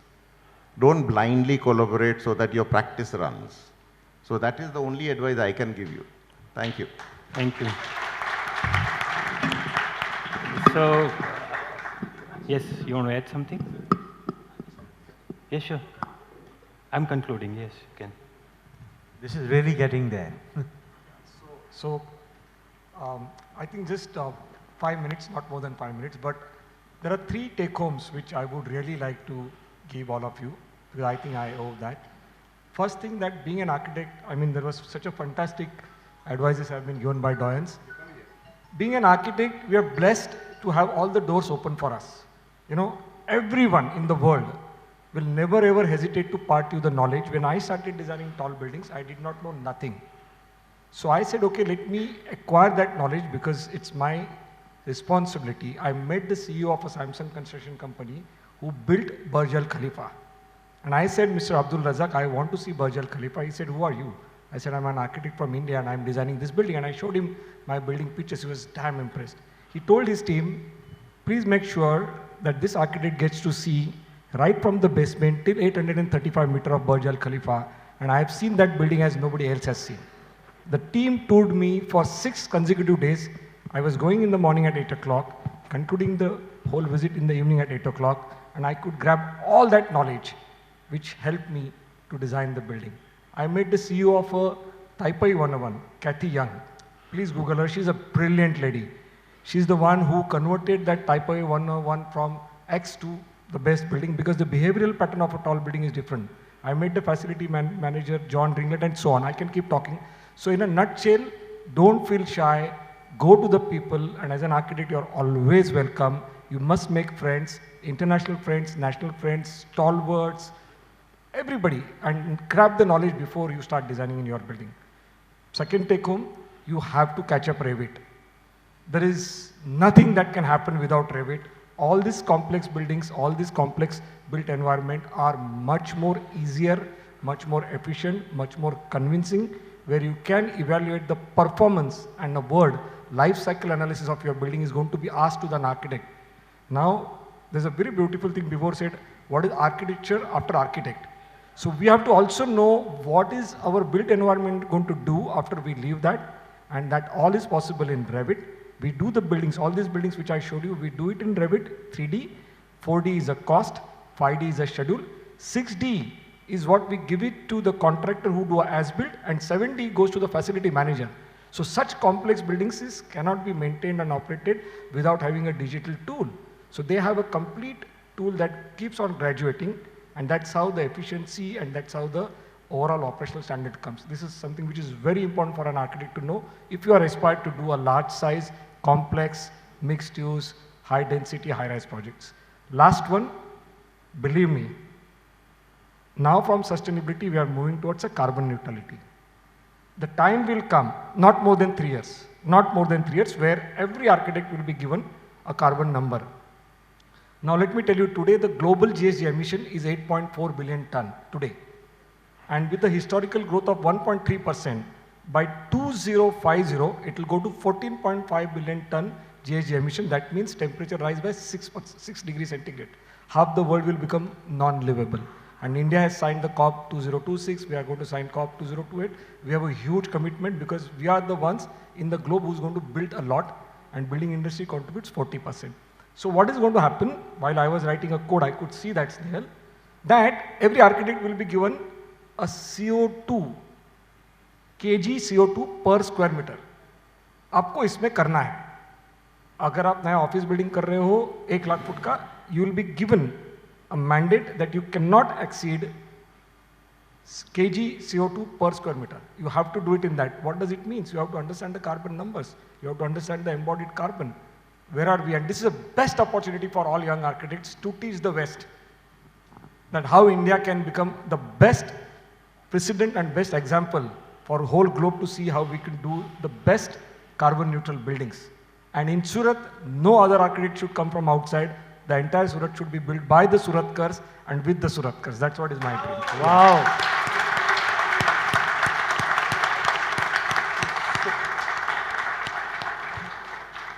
So I was hoping to summarize what I witnessed today in both the sessions, but I don't think I have the courage to do that. It was such a fantastic sessions. Both these sessions had a lot of contrast and a lot of beautiful drops of wisdom showered all around in this particular round from Sandeep ji and all the doyens sitting out here. So all I can do is with full heart, I express my gratitude towards all of you. Thank you for your wholehearted participation. Thank you. Thank you. और हमारे सूत्रधार स्नेहल जी के लिए make some noise. Yes. Thank you. Absolutely wonderful. The watch says 11:15, but it looks like been one marathon evening, but truly of substance. And I wish we can, I mean, out of the script in the Jeet, but I felt very passionate and emotional. I think this thread of discussion should continue. And we, looking at you people, it really encourages Sandeep, Mohit to come back to this city and take this thread ahead for the rest of the world and India, of course, to understand what Surat and what talented designers we have. Love you, Surat. Thank you. Brilliant, absolutely brilliant. Let me confess that this was one of the best design debates we have done so far. This is the 19th city we have done. This is one of the best design debates and one of the longest running design debates till date. Apologies for that. No, but so much food for thought that we have almost lost thought for food. See, everyone is glued to the chair, not getting up till now. And also on social media. Yes. We are live. So many likes and followers on social media. I guess On the console, Amrita, can you stand up from there? This lovely lady, the head of marketing, is already kicking in on social media. Yes, more than, I guess, 6,000 people on social media. This was like a record that was set today. Thank you so much, Snail bhai. You could have only pulled this, and with all the doyens and Sandeep ji. May I call on stage Mr. Prabhu, General Manager, Blue Star, and Mr. Mohit Hajela to join us on stage for a felicitation. May I please request Jignesh bhai to step ahead?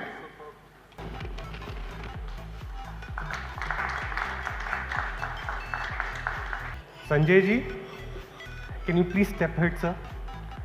Thank you. Your anecdotes were so good. And Snail bhai was saying you won't speak on stage.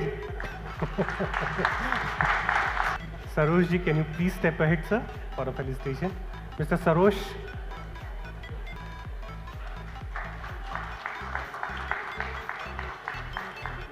Mr. Vishal Kherdia.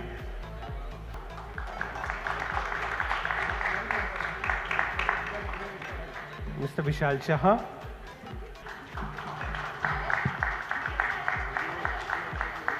Thank you, gentlemen. That was brilliant. We have already felicitated. And that wraps up the Design Debate Surat edition. What a joy it has been, and you have been an absolutely wonderful audience. I thank you for your patience, and a huge round of applause for each one of you for being here today and for bearing with us. I guess the time was well spent. And so just very quick 2 seconds. So we are also doing Aces of Space Design Awards, 8th of December, Sofitel launch. Let's see Surat, send in more nominations, show your work. Please do, yes. Yeah, keep it coming. And 21st, 22nd December, Sandeep, we are holding a Marriott International Design Confluence. If you guys are interested to work with Marriott, so be our guest. Thank you.